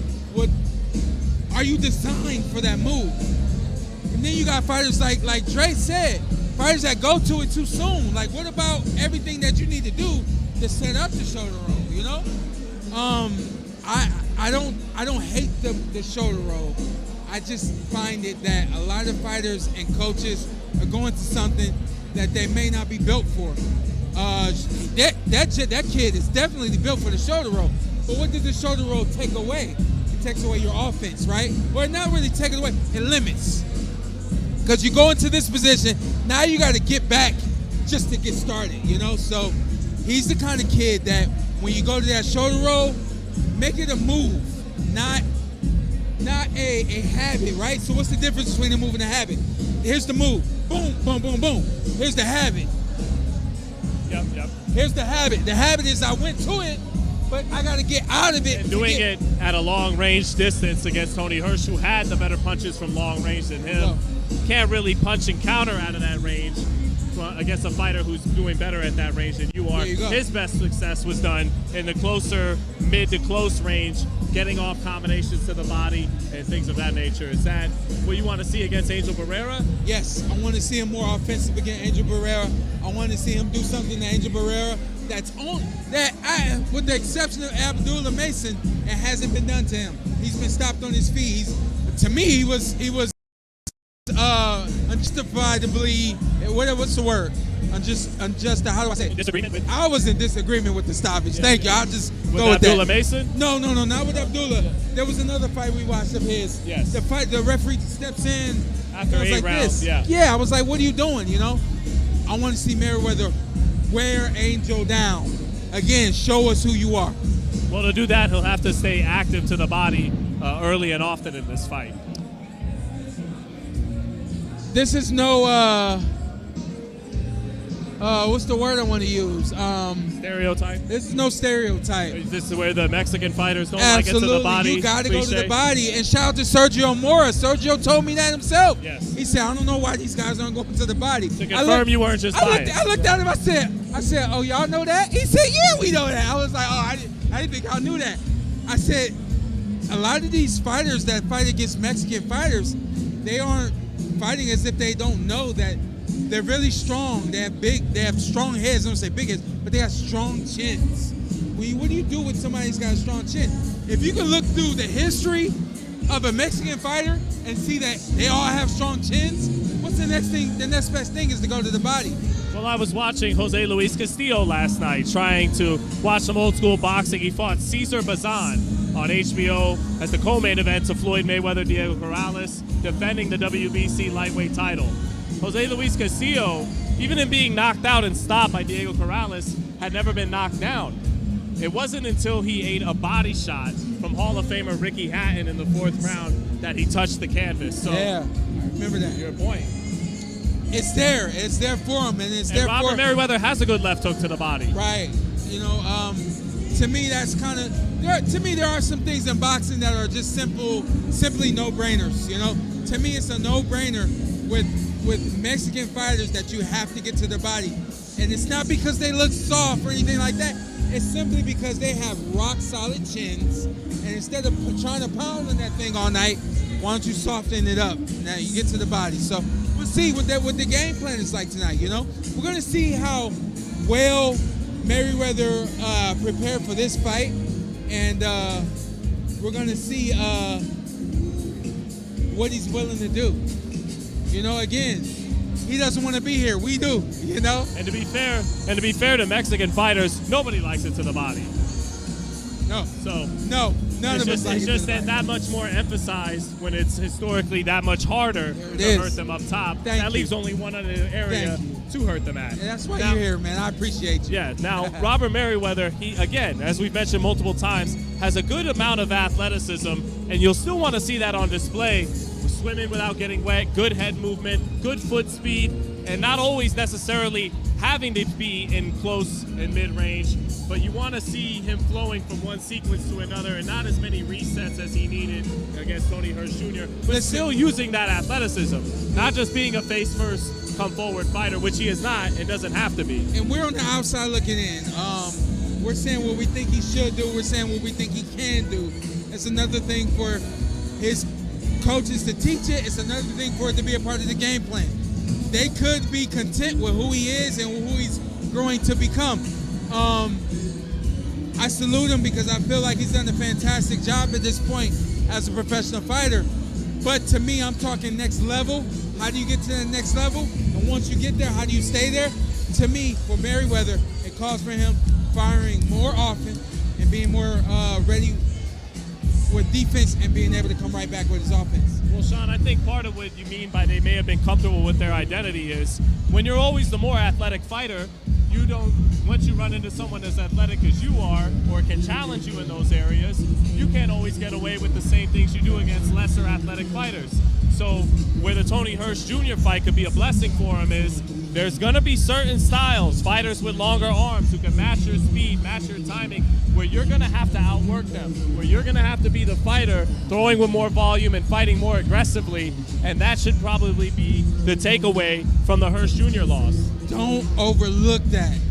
Don't trick yourself into thinking that you're just going to be that much faster, that much quicker, that much more, have better reaction time than everybody. When that fatal time comes, like it did against Hirsch, be ready to change. Don't look at that fight with Hirsch and make it all about the sickness. There's some truth there, but you got to find the truth in Hirsch, not in yourself. That makes sense? So what I mean by that is, instead of saying, oh, will I this, oh, will I that, well, look at Tony. Look at what Tony was doing. Look at how Tony was able to capitalize and figure out what you need to do to make sure that doesn't happen again. What you just said right there. When you're in the ring with somebody that's got that fast switch like you, don't try to... Challenging it at least. Because I wouldn't even say Hirsch has the same amount of fast switch that Robert Meriwether, but he challenged him in that area in a way other professionals in all likelihood have not since he's become a professional. And what I'm saying is to what you just said right there. When you're in the ring with somebody and that is happening, don't think, oh, I was sick. If I wasn't sick, I would have been faster. Don't rely on what if. Learn what you need to do so that you can defeat that guy no matter what. And I think that it may call for him being able to get low, stay low, and all those other, you get to a point where you become pretty damn good at some things. Start working on other things in case you may need them. Now, if it sounds like we're harping on the critiques a lot more than the praise, George Foreman had a great quote, great people receive great criticism. And so if it sounds like it's all rainbows and sunshine for Francisco Torres and Luis Garcia and Jack Sambiaco, they don't carry with them yet the expectations of a thoroughbred like Robert Meriwether III. So those are the expectations he'll have to live up to tonight, which is a good thing for him and not a burden. Here it is. Let's get to the ring. Let's get to it. All right, ladies and gentlemen, thank you for joining us tonight for the Midwest Boxing Showcase, brought to you by 4Champs Boxing Promotions here at La Flaca at the Square, live in Indianapolis, Indiana. These bouts are under the statutes and rules of the Athletic Division of the Indiana Gaming Commission. Joanna Holland is our director. Ladies and gentlemen, it is time for our main event of the evening, and this bout is scheduled for 8 rounds of action in the lightweight division. Our judges overseeing this bout are Andrew Wolf, Nathan Palmer, and Kurt Spivey. Our referee for this bout is Scott Huff. Ladies and gentlemen, please welcome to the ring, Angel Barrera.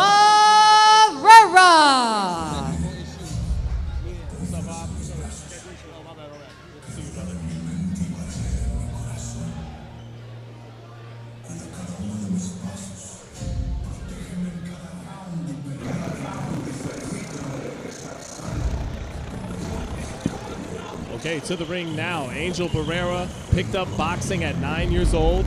His father got him into the sport, couldn't really go outside in a rough part of town on the west side of Chicago.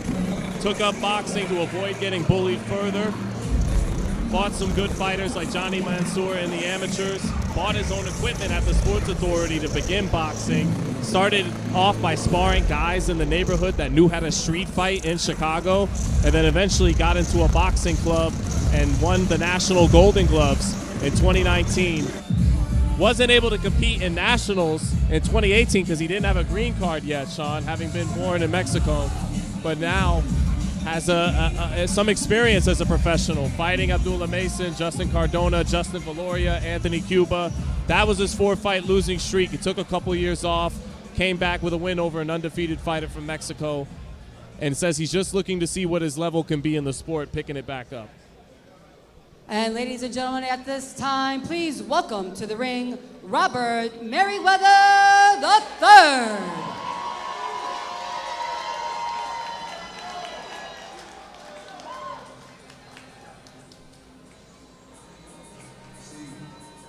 And now here comes Kentucky's own Robert Meriwether III.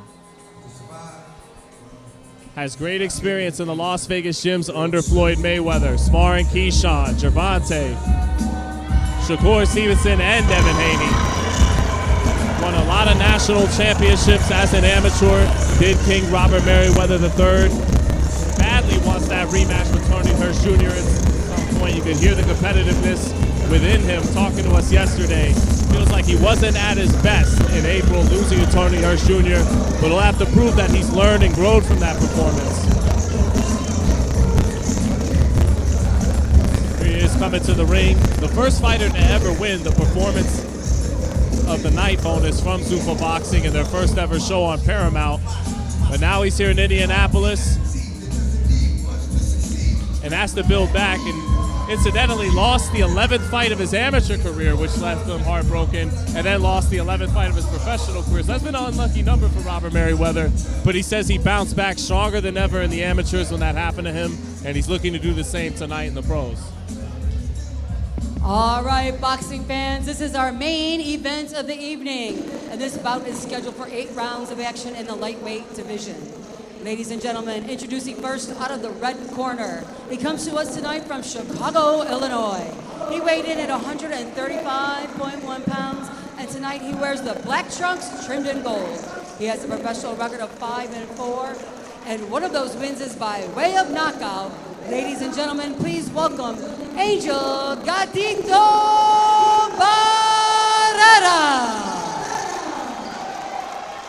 And ladies and gentlemen, tonight, boxing out of the blue corner. He comes to us tonight from Las Vegas, Nevada, via Louisville, Kentucky. He weighed in tonight at 138.5 pounds, and tonight he wears the black trunks trimmed in pink. He has a professional record of 10-1, and 4 of those wins are by way of knockout. Ladies and gentlemen, please welcome King Robert Meriwether III.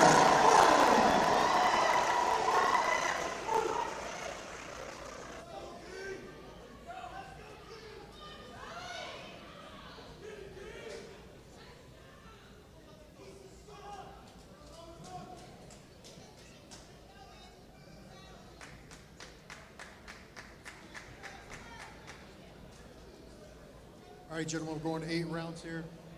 Went over the rules in the locker room. Protect yourself at all times. Obey my commands at all times. Touch gloves. Let's fight. 8 rounds of action scheduled or less. In Robert's corner tonight, Coach Bullet Cromwell Gordon, former trainer of WBA welterweight champion Rolando Rolly Romero, famed cut man Bob Ware, Quiet Bob Ware, who's in the Floyd Mayweather corner, and of course his father, Robert Meriwether Sr. And we'll see what we get in round one. He starts with the jab immediately and starts exiting out to his right. Good jab again, and makes Barrera whiff on a sweeping left hook and counters him with a left hook. Nice step back left hook and good sharp hand speed by Meriwether early. Absolutely. I mean, this kid, Angel's coming out very aggressive. He went to the body, and he's getting countered. Yeah, getting countered by a right hand there with Meriwether off the ropes. Really good counters coming. Meriwether turns him. And again, this is what I refer to as fast twitch, being able to very quickly get into a position to make a move. That's what fast twitch is, and Meriwether is he's got that. Good left hook to the body in between punches there for Meriwether, and already taming a little bit of the aggression of Barrera. 1-2 right down the pipe, pops up the head of Barrera. Barrera not able to match the hand speed, obviously, early on in the center of the ring against Robert Meriwether. Right, and when you can't match hand speed, it can't be one punch, it can't be two punch. And right now, Angel is 1 and done, he's 2 and done. And not only that, he's in position right there to be countered. Goodness. And beginning his attack from too far out, right? He's got to get a little bit closer to Meriwether like that before he can start to let his offense go. Meriwether ties him up against the ropes, and there's a decent early sequence for Barrera, but he eats a right uppercut after that clinch. Nice jab to the body by Meriwether. That's exactly what it is. He's beginning his attack too far out and is leaving him in a vulnerable position every time. And look at the intelligence of Meriwether. Meriwether's going to continue to stay in this rhythm. Why? Because he knows my fighter's giving me everything I want. Look, little slide off. There's a left hook to the body by Barrera, who the last two sequences waiting until he gets a little bit closer before he fires to the body. Yeah. And again, intelligence on Angel's behalf to know, hey, starting that attack out too far. Good 1-2 right down the pipe. Sharp by Robert Meriwether. Barrera still punching with him, but getting shown up in those exchanges. And a left hook gets Barrera's attention too. Barrera brave enough to keep throwing, but the hand speed of Robert Meriwether on a different plane than his. Meriwether catches a left hook, slides on the inside, turns him. 3-punch combination, punctuates with a left hook to the body. Nice up jab by Robert Meriwether right there, shooting from the hip. Already reddening the face of Angel Barrera. Gets underneath the double jab of Barrera. And staying patient, staying calm, working behind the jab as we can see right now, but more than anything, that right there, setting up the trap, and Angel keeps running into it. Nice short left hook to the body, as his coach Bullet Cromwell Gordon asked for in the corner. Barrera smothering, making it rough, but that was definitely a Robert Meriwether III round. Huge gap in hand speed, pretty much as expected. Yeah, Angel, it doesn't look like he prepared himself for Meriwether. It looked like he prepared himself to get in the ring and fight. The difference with that is you got certain attributes that your fighter has that you have to be ready for and contend with. It's one thing to not be ready for hand speed, but to fall into the same trap over and over and over, it lets me know that, hey, I just got in the ring tonight hoping for the best. And for Robert Meriwether, a different style than he was up against with Hirsch in April, a fighter who can't match his hand speed, and is just outgunned in the center of the ring. And he's taking advantage of that early. Good counter punching, getting off first at times with the jab. Meriwether was short of a few mistakes in that first round. He was short of any mistakes at all. And as long as he runs that course, no mistakes, no lulls, no empty-headed moments, he'll continue to handle this fight. He's opening the mouth up like Shakur Stevenson does sometimes. Barrera too slow with the left hook. Meriwether hooking off his jab that time, feinting. Catching the left hand on his right glove there on the step back. Steps into a 1-2 to sets up a left hook there. Good punctuation to the body right there. Yes. Barrera getting out of the way of the 1-2. He finished up to the body. Another counter left hook. Just clocking the top of that head. I mean, it's temple with the left hook, and it's over the top right hands as well, hitting the top of the forehead. Good stab to the body there off the jab. Good straight right hand to the body by Barrera. Meriwether took some of the steam off of it off the step back. Meriwether doesn't have, Angel just doesn't have good feet. You know, he's lunging, taking practically one step, and then he's done. Good turn and combination by Meriwether on that sequence.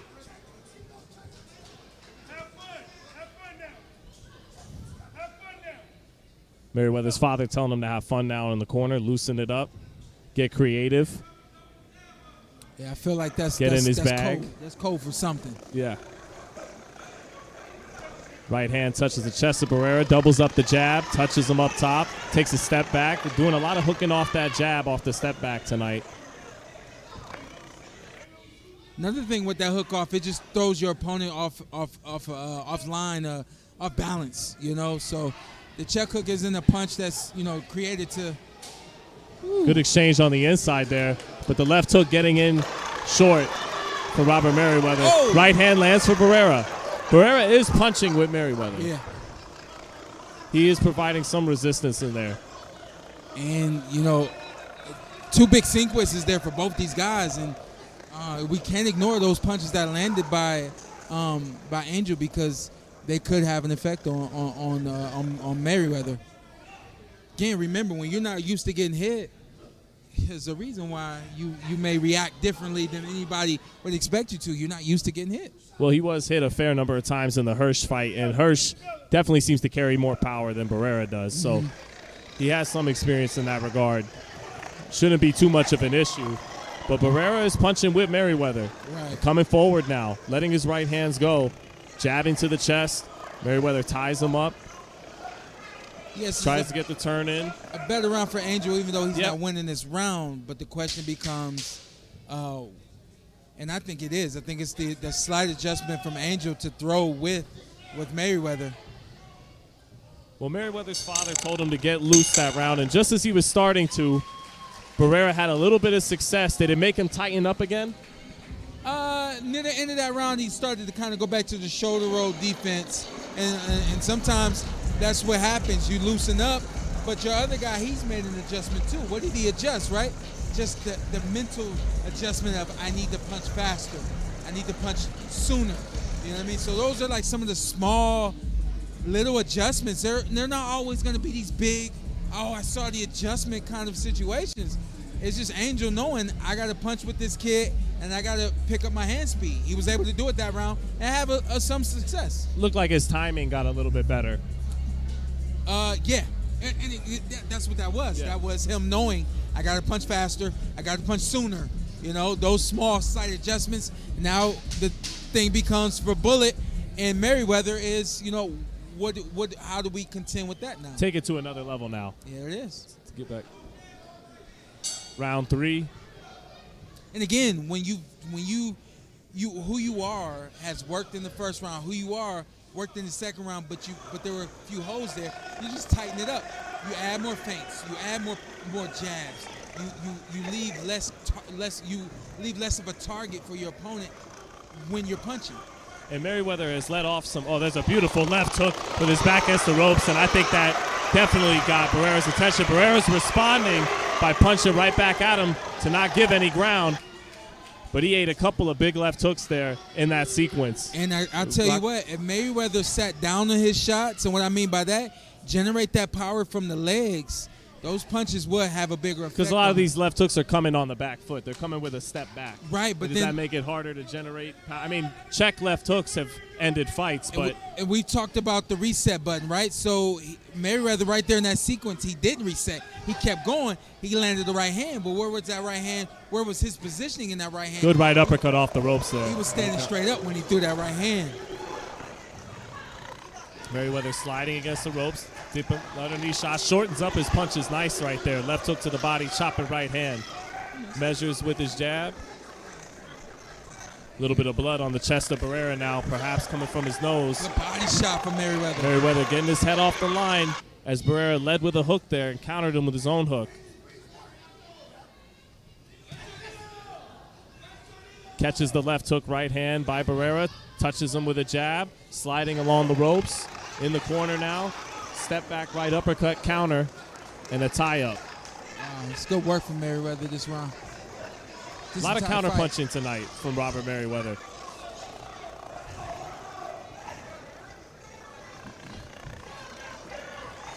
Short, quick combination on the inside by Meriwether. Exits out again.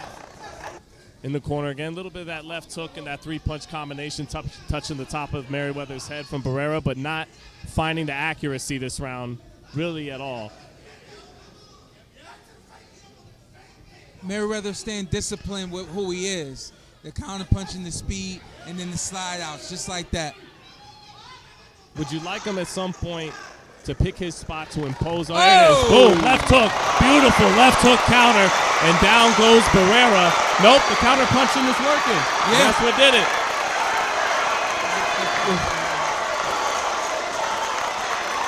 Barrera might be on his way to getting stopped off his feet for the first time. Never been stopped off his feet. Only stopped twice on his feet. Let's see if Meriwether can finish him off in style. That was a beautiful left hook counter. He's still right hand. Walks him into a right hand. Oh. That was a beautiful left hook slip counter. Just as you said, he was trusting what was working in there, and it worked beautifully right there. Right. I didn't know if at some point he needed to stay in the pocket with this guy and impose himself in that manner, but it was the counter punch left hook that dropped him beautifully. Right. It was also the fact that he actually stood there and threw the left hook. Maybe we'll see the replay, but with that left hook, it wasn't that sliding check hook. He stood there square and threw it and really turned it, and that was what caused the knockdown there. But set it up with those step back left hooks. He knew it was there at this point in the fight. When we talk about power, there's so much more than just, oh, that dude can punch. Well, what is he doing? A lot of fighters that people think can punch, it's not that they can't punch, it's the way that they're delivering the shot. That hook right there was delivered in a way that the other hooks haven't been delivered. Right. He sat down on that one. Sat down on that one.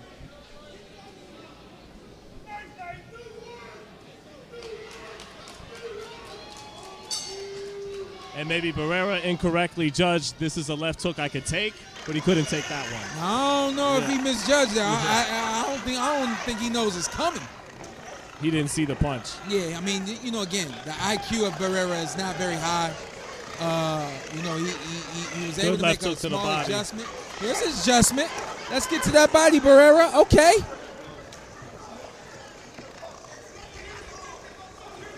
That's good work right there. I like that. I like that adjustment.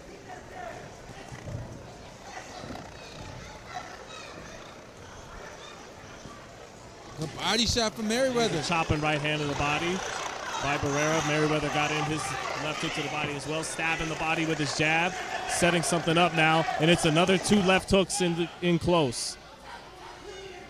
Catches the body shots on his elbow, turns them. Very Short proficient. left hand again by Meriwether. Short shots tonight. Yeah. Good left hook to the body by Barrera. Yeah, awkward mix up there, tangling of the legs. Man, that was a tangle. Meriwether in full control right now. Up 4 points after 3 rounds.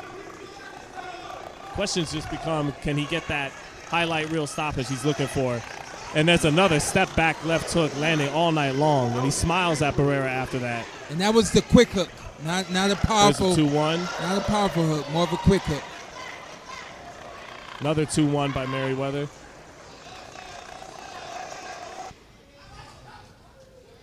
The discipline of Barrera. He's back being a headhunter. Early in this round, he was going to the body almost exclusively, and now he's back to headhunting. Well, you do risk leaving yourself more open for counter punches up top when you reach to the body, don't you? Yeah, that's why you don't reach to the body. Right. You do that right there. You step in. And again, good left hook to the body by Meriwether. Beautiful shot. Good upper body movement there, showing the reflexes. Gets underneath another shot. We got a classic fight here happening on the PorterWay Podcast. No, Barrera's still game. Yeah, that's what I mean. Yeah, it's still game. Still game, still strong, still fast. Not worn down. Good angle off by Meriwether. Sees everything coming. Sharp straight right hand off the ropes again. He has fought off the ropes with short shots very well in this fight. Another thing we haven't spoken of, Zittel, definitely want you to comment. Meriwether is back, if I'm not mistaken, training with Bullet. Bullet, known as an offensive-minded coach. What do you think he's going to get from Bullet? Do you see any of it here?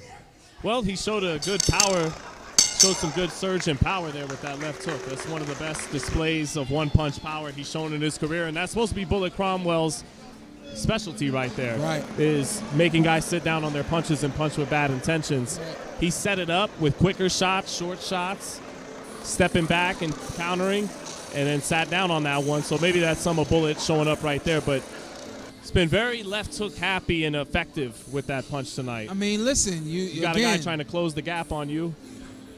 That hook that he has is a check hook. It's a money punch for a lot of fighters that use it. They know that it's gonna land. They know their opponent's coming in. They know where that exit is. They know that it's that amount of spacing that they need, and the list kind of goes on from there. So yeah, we're seeing a left hook happy Meriwether, but we're seeing a very well-rounded, offensively minded Meriwether as well tonight. And he always is, but I think we're getting a little bit more. You know, again, this was a great style matchup for both these guys. Now what he's been doing through 4 rounds is working beautifully. He's got the big highlight reel knockdown. He's in complete control of the fight. Could he be on the ropes less by imposing his jab more in the center of the ring? Or do you like that he's just using it as a rangefinder and walking Barrera into shots like that left hook? You got it. You got it. If it ain't broke, don't fix it. You know, he's gonna. I mean, this is almost scary the way that it's working out for Meriwether, and also, you know, the fact that Angel just keeps walking into all of it. You see that right there? Buckled his leg right there on the end of that shot. These are concussive punches that Angel's sustaining. He's taking a lot of punishment. Yeah. And the corner is asking for the right hand now. There it is. A straight right hand down the pipe. We'll probably get that pull counter with the right hand soon. I mean, a lot is there for him. Yeah. There's a right hand for Barrera, but Meriwether getting his head just a little bit off the line that time. Body shot for Barrera. But you can almost see Meriwether encouraging those shots to give him something to punch off of. Right, of course he is. But he doesn't want to take too much risk there. Stay with that movement, continue controlling that range, and capitalizing on it.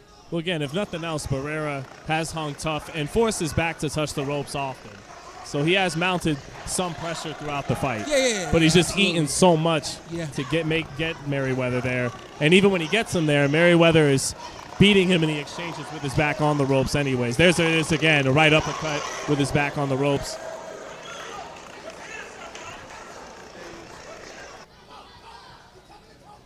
There's a jab from Meriwether. Barrera again closes the distance but takes 2 body shots in close. We got 2-1 from Barrera. There it is, a little too slow on the mark in the center of the ring, whiffing on that left hook to the body, eating a jab up top on the step back from Meriwether. There it is. And Angels, continues to stand straight up right after he punches. Just doesn't have the hand speed. Right. Or the sharpness to compete in the center of the ring with Meriwether. Right. Again, it's having some moments, finding some contact with Meriwether on the ropes, but even there, Meriwether's landing the better shots by far. Straight right hand in the center of the ring, left hook to the body, off the slip. Straight right hand again by Meriwether in the center of the ring. Straight right hand again. And that's the punch his dad was asking for a minute or 2 ago. And now he's swimming in there. Feeling relaxed. Straight right hand again by Meriwether. And then this is the growing up with Floyd Mayweather in the gym kind of lead right hand stuff that he probably saw Floyd do 100 times in sparring. That was a beautiful round. That was beautiful. Beautiful round, especially there at the end.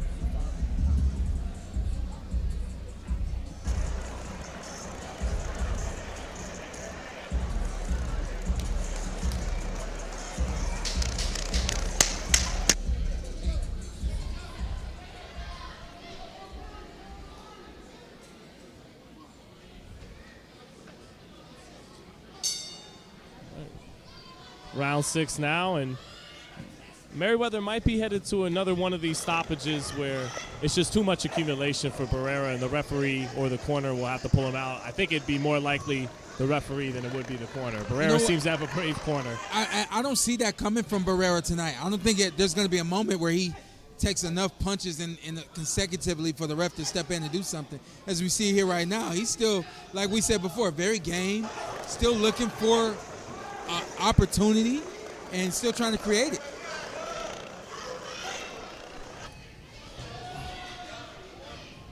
Meriwether's having fun in there now. Not an easy thing to do, man, and I always love seeing fighters in there and when you know they're having fun. Nice 1-2-3 right there. Short, quick left hook off the 1-2 to set it up. Oh, good left hand by Barrera. His best punch of the fight up top.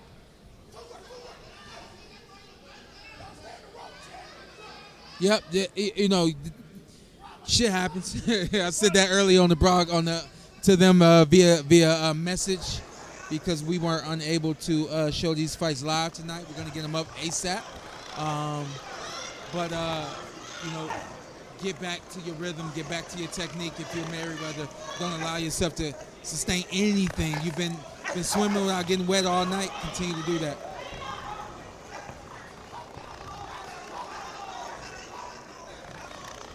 Meriwether taking his walk this round to start. Now touching the body with his jab. And looks ready to settle back in to punching Barrera. Good defense by Meriwether. 3-punch combination to the body, shoulder rolling in close. Barrera getting in a little bit of a right hand to the body, and back on the stick to the body is Meriwether.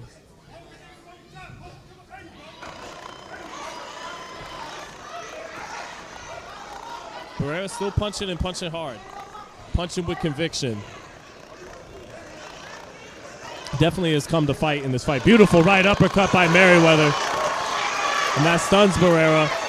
Short left hook out of the southpaw stance. Another chopping left hand for Meriwether out of the southpaw stance. Barrera winging some shots on the inside. Landing to the body, but his face is swelling up. Oh, beautiful left hook to the body by Meriwether.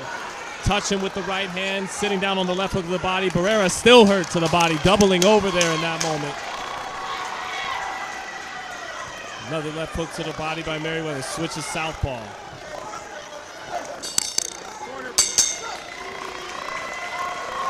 Body shot hurt. If there was ever a replay I would want to see, it's that uppercut that landed, that shook Angel over there. I was messaging to our fans. Appreciate you guys for tuning in. Appreciate you guys for supporting the PorterWay Podcast. And due to messaging them, I missed that punch. It was something electric happened to sound like. Maybe the truck will give us a replay. Here it is. Hey, here we go. Oh, no, it's gone. Spoke too fast. Let's try it again. Do it, y'all. Oh, here we go. There it is. There it is. Right uppercut. Off a pivot to the left. Spun Barrera around. Barrera led with the right hand, and Meriwether confidently just pulled back off of it and came with the uppercut. Beautiful, man. Beautiful night for Meriwether.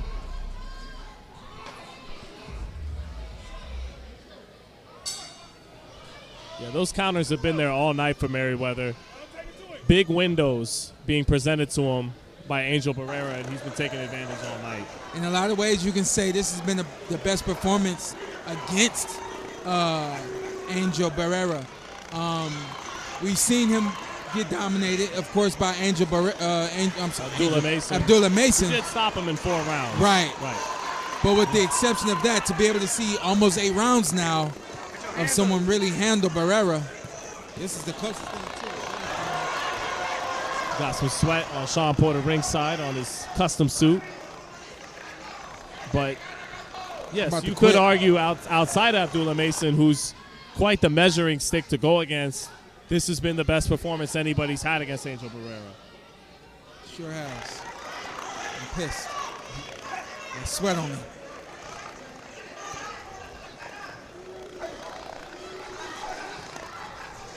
Meriwether's corner asking him to stay to the body. His father telling him that he better listen to the instructions. Meriwether setting something up, sizing up Barrera. Being a little bit more economical with his attack. Rips the body again. Barrera smothers that work to get back in the center of the ring. Good body shot again, right to the midsection for Robert Meriwether. Two-piece to the body. Very good at that setup. Another left hook to the body. Barrera caught that one on the gloves, but he's hurt there, and that's why you see the gloves coming down to protect to the body. It would be crazy if after all this we got to stop it to the body, because it would kind of be like go full circle to what we said, earlier Before in the night fight. or through the night. Another right hand to the body off the jab. And beginning to do what guys like Benavidez do, square those feet up a little bit to sit down on the shots more and fire with both hands.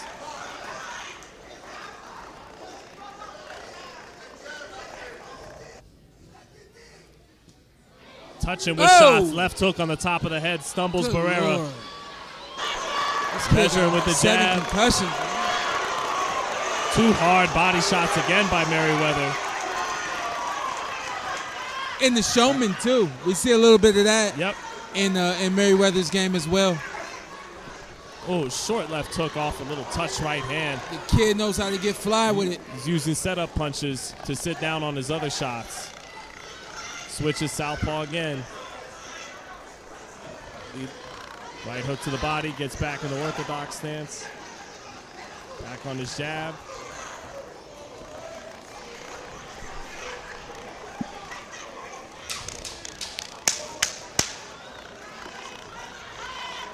Well, Barrera's going to have to endure one more round of punishment.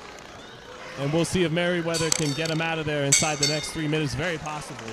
Especially if he finds that extra gear and burst of energy to make the referee have to make a tough choice. Yeah, we'll see. Again, like I said before, Angel's not the kind of guy that's going to allow himself to get cornered on the ropes or anything like that.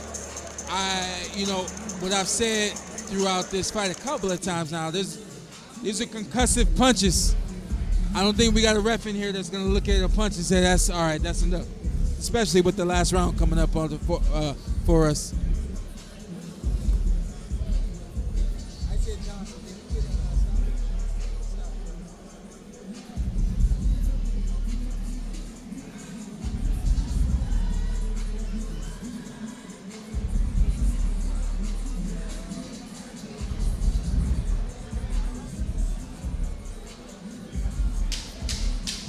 And ladies and gentlemen, let's cheer these boxers on for their 8th and final round. So it's the final round. Angel Barrera been very valiant in his effort, very tough and durable. Beautiful left hook knockdown in the 4th round for Robert Meriwether.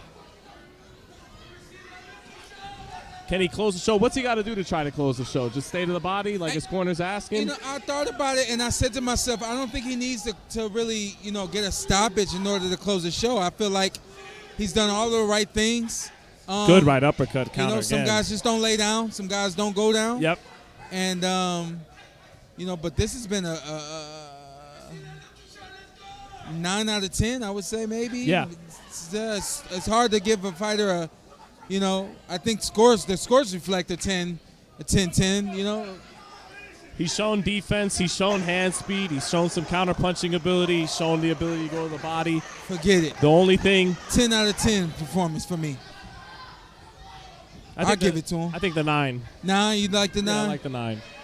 Oh, there's a left hook again for Meriwether. 2 body shots. And again, stoppage not out of the question with about 2 minutes left in the fight. Yeah. 10 out of 10. He's had a very sharp performance. Oh, get out of the way, ref. What are you doing? It's been a strong bounce-back showing for Robert Meriwether.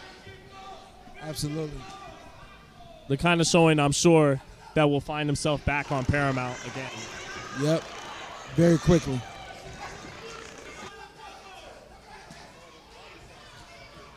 And you got to give credit to Angel Barrera. He came to fight. He's been very durable. Good left hook, straight right hand, left hook, right uppercut on the inside, mixing up his punches in close. Ketchum was coming back, angling off to his right, switching stances. Barrera continuing to show his gumption, but getting his head rattled on the inside by the short power shots of Robert Meriwether.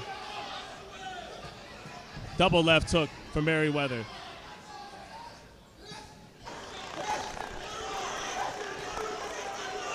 Barrera still letting his hands go on the inside, touching the body a little bit. Good sense of distance by Meriwether tonight. I don't know. Sure. I don't think we've mentioned that yet. Yeah, no. He's made Barrera whiff on a lot of shots. Not just the hand speed difference. Right. It's his sense of distance as well tonight. Right. It's his intuitive mind to know what punch is coming and how far to move. You know, that's years and years of fighting in this specific style, in this specific way. And that's why I said, you know your identity. Trust and have faith in your identity. Oh, double left hook. Beautiful double left hook. With a lead right hand, and he lets go of the combinations. Barrera has taken a lot of punishment to make it to the finish line. Maybe too much. Too much. He didn't get paid enough tonight. I know that. Double left hook again by Meriwether.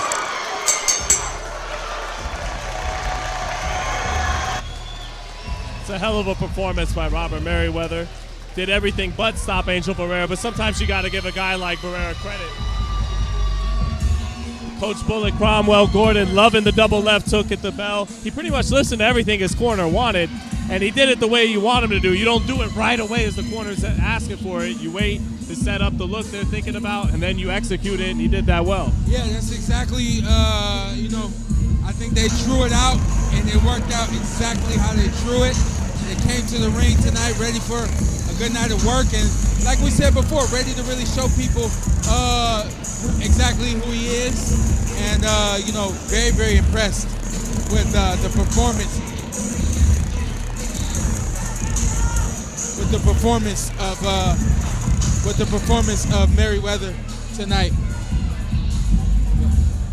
We got Shawn Zittel. We're gonna have him do the main event. So we got Shawn Zittel going up. He's gonna interview the main event. I told him, I said, hey, we got some high schoolers here that are doing a great job around helping out with the production and all that kind of stuff as a part of their school curriculum. So we salute them.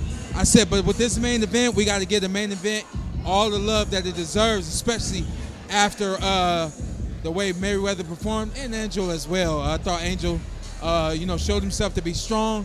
Obviously did not show that he was smart enough to make the right and necessary adjustments through the fight.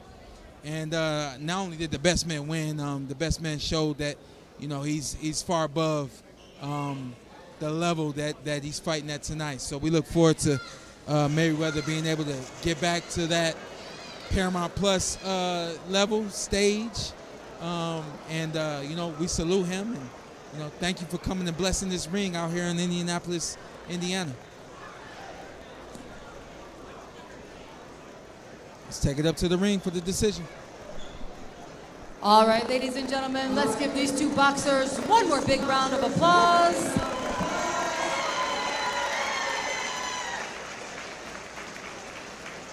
And ladies and gentlemen, in this lightweight division, we go to the judges' scorecards.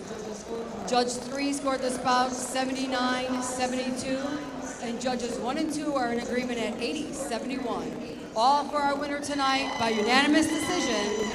Out of the blue corner, King Robert Meriwether III.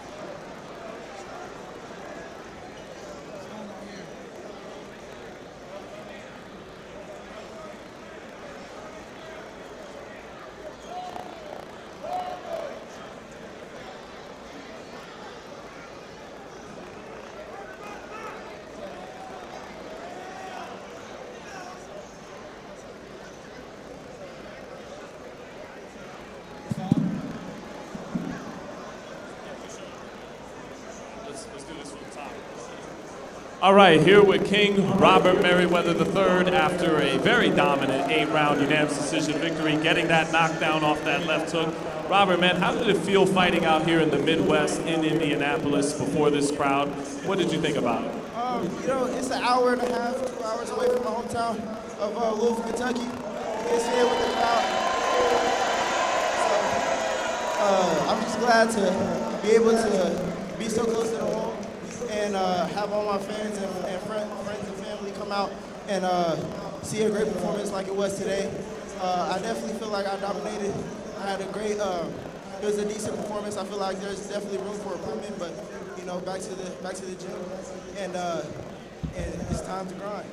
You said just now that you felt it was a B performance, so not quite an A, and that there was things to improve on, but you did drop them with a monster left hook halfway through the fight. You showed head movement, hand speed, good sense of distance. What did you like, and what, when you're talking about you felt you can improve on certain things, what do you mean in particular? I mean, definitely my countering, and you know, before I was definitely I had a great defense. I've always had great defense, but you know, just being able to counter with precision and speed, I feel like I've definitely improved on that. But there were some times where I could have. I just sat there and waited instead of, you know, pouncing on my opportunity to counter. And I feel like I would have got him out of there if I did. But you know, I've been in the gym. I'm still working. I'm here to get my get back. You know, I can't wait till I get back in the ring with Tony Hirsch. But you know, for now, I'm working.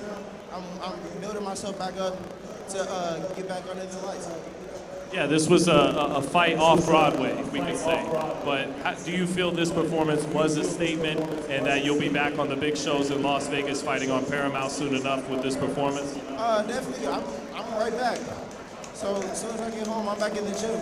So, you know, we definitely have big things coming back up. I think I should have another fight by the end of this year. So, you know, I'm still in the gym. I'm still working, getting back in camp. And, you know, that's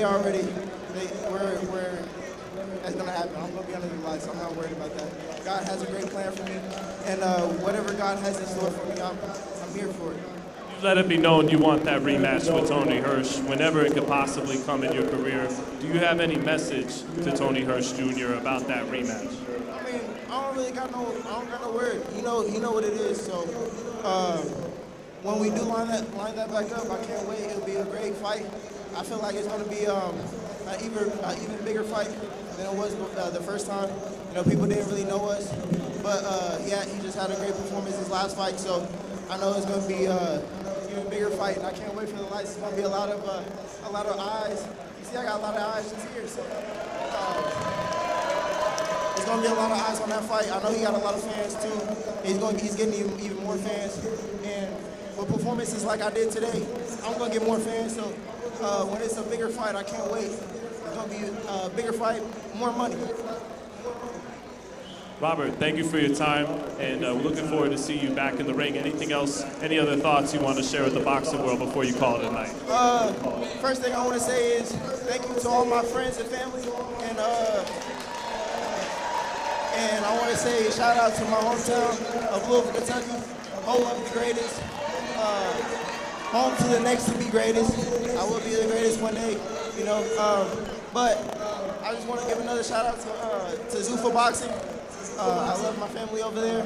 We're gonna have another fight by the end of this year. I can't wait. And you know, shout out to Indianapolis for showing love as well. So and shout out to 4 Champs Promotions. Thank you to Lamont for having me on here and making me the main event and letting a lot of people see my talent and my skills. So today was just a sample. Just a sample. You know, it's for bigger and better things to come. I can't wait, man. Robert, it was a strong performance. Congrats to you bouncing back with this victory. Looking forward to seeing you again soon. Oh, and thank you to the Shawn Zittel and Shawn Porter, man. A world champion coming to commentate my fight. So, you know, thank you guys for commentating, and thank you once again to the city of Indianapolis and the city of Louisville. And I can't wait to get back in the ring. Thank you. Thanks, guys. Well, there it is, man. A great night of boxing out here in Indianapolis, Indiana. Shout out to 4 Champs for putting on an electrifying main event. Both guys did what they needed to do. Obviously, one did a little bit more than the other. Shout out to And again, ladies Robert and gentlemen, thank you for Meriwether joining us III for Sport Champs Midwest Boxing Classic. Our next show is going to be in Hammond, Indiana on October 3rd. And then we'll be back here in the area November 21st. Again, thank you guys for having a good night. We will see you soon. Showtime, again, my name is Tina Colonna. We will see you next time. Good night, everyone. Catch you on the next one. Peace.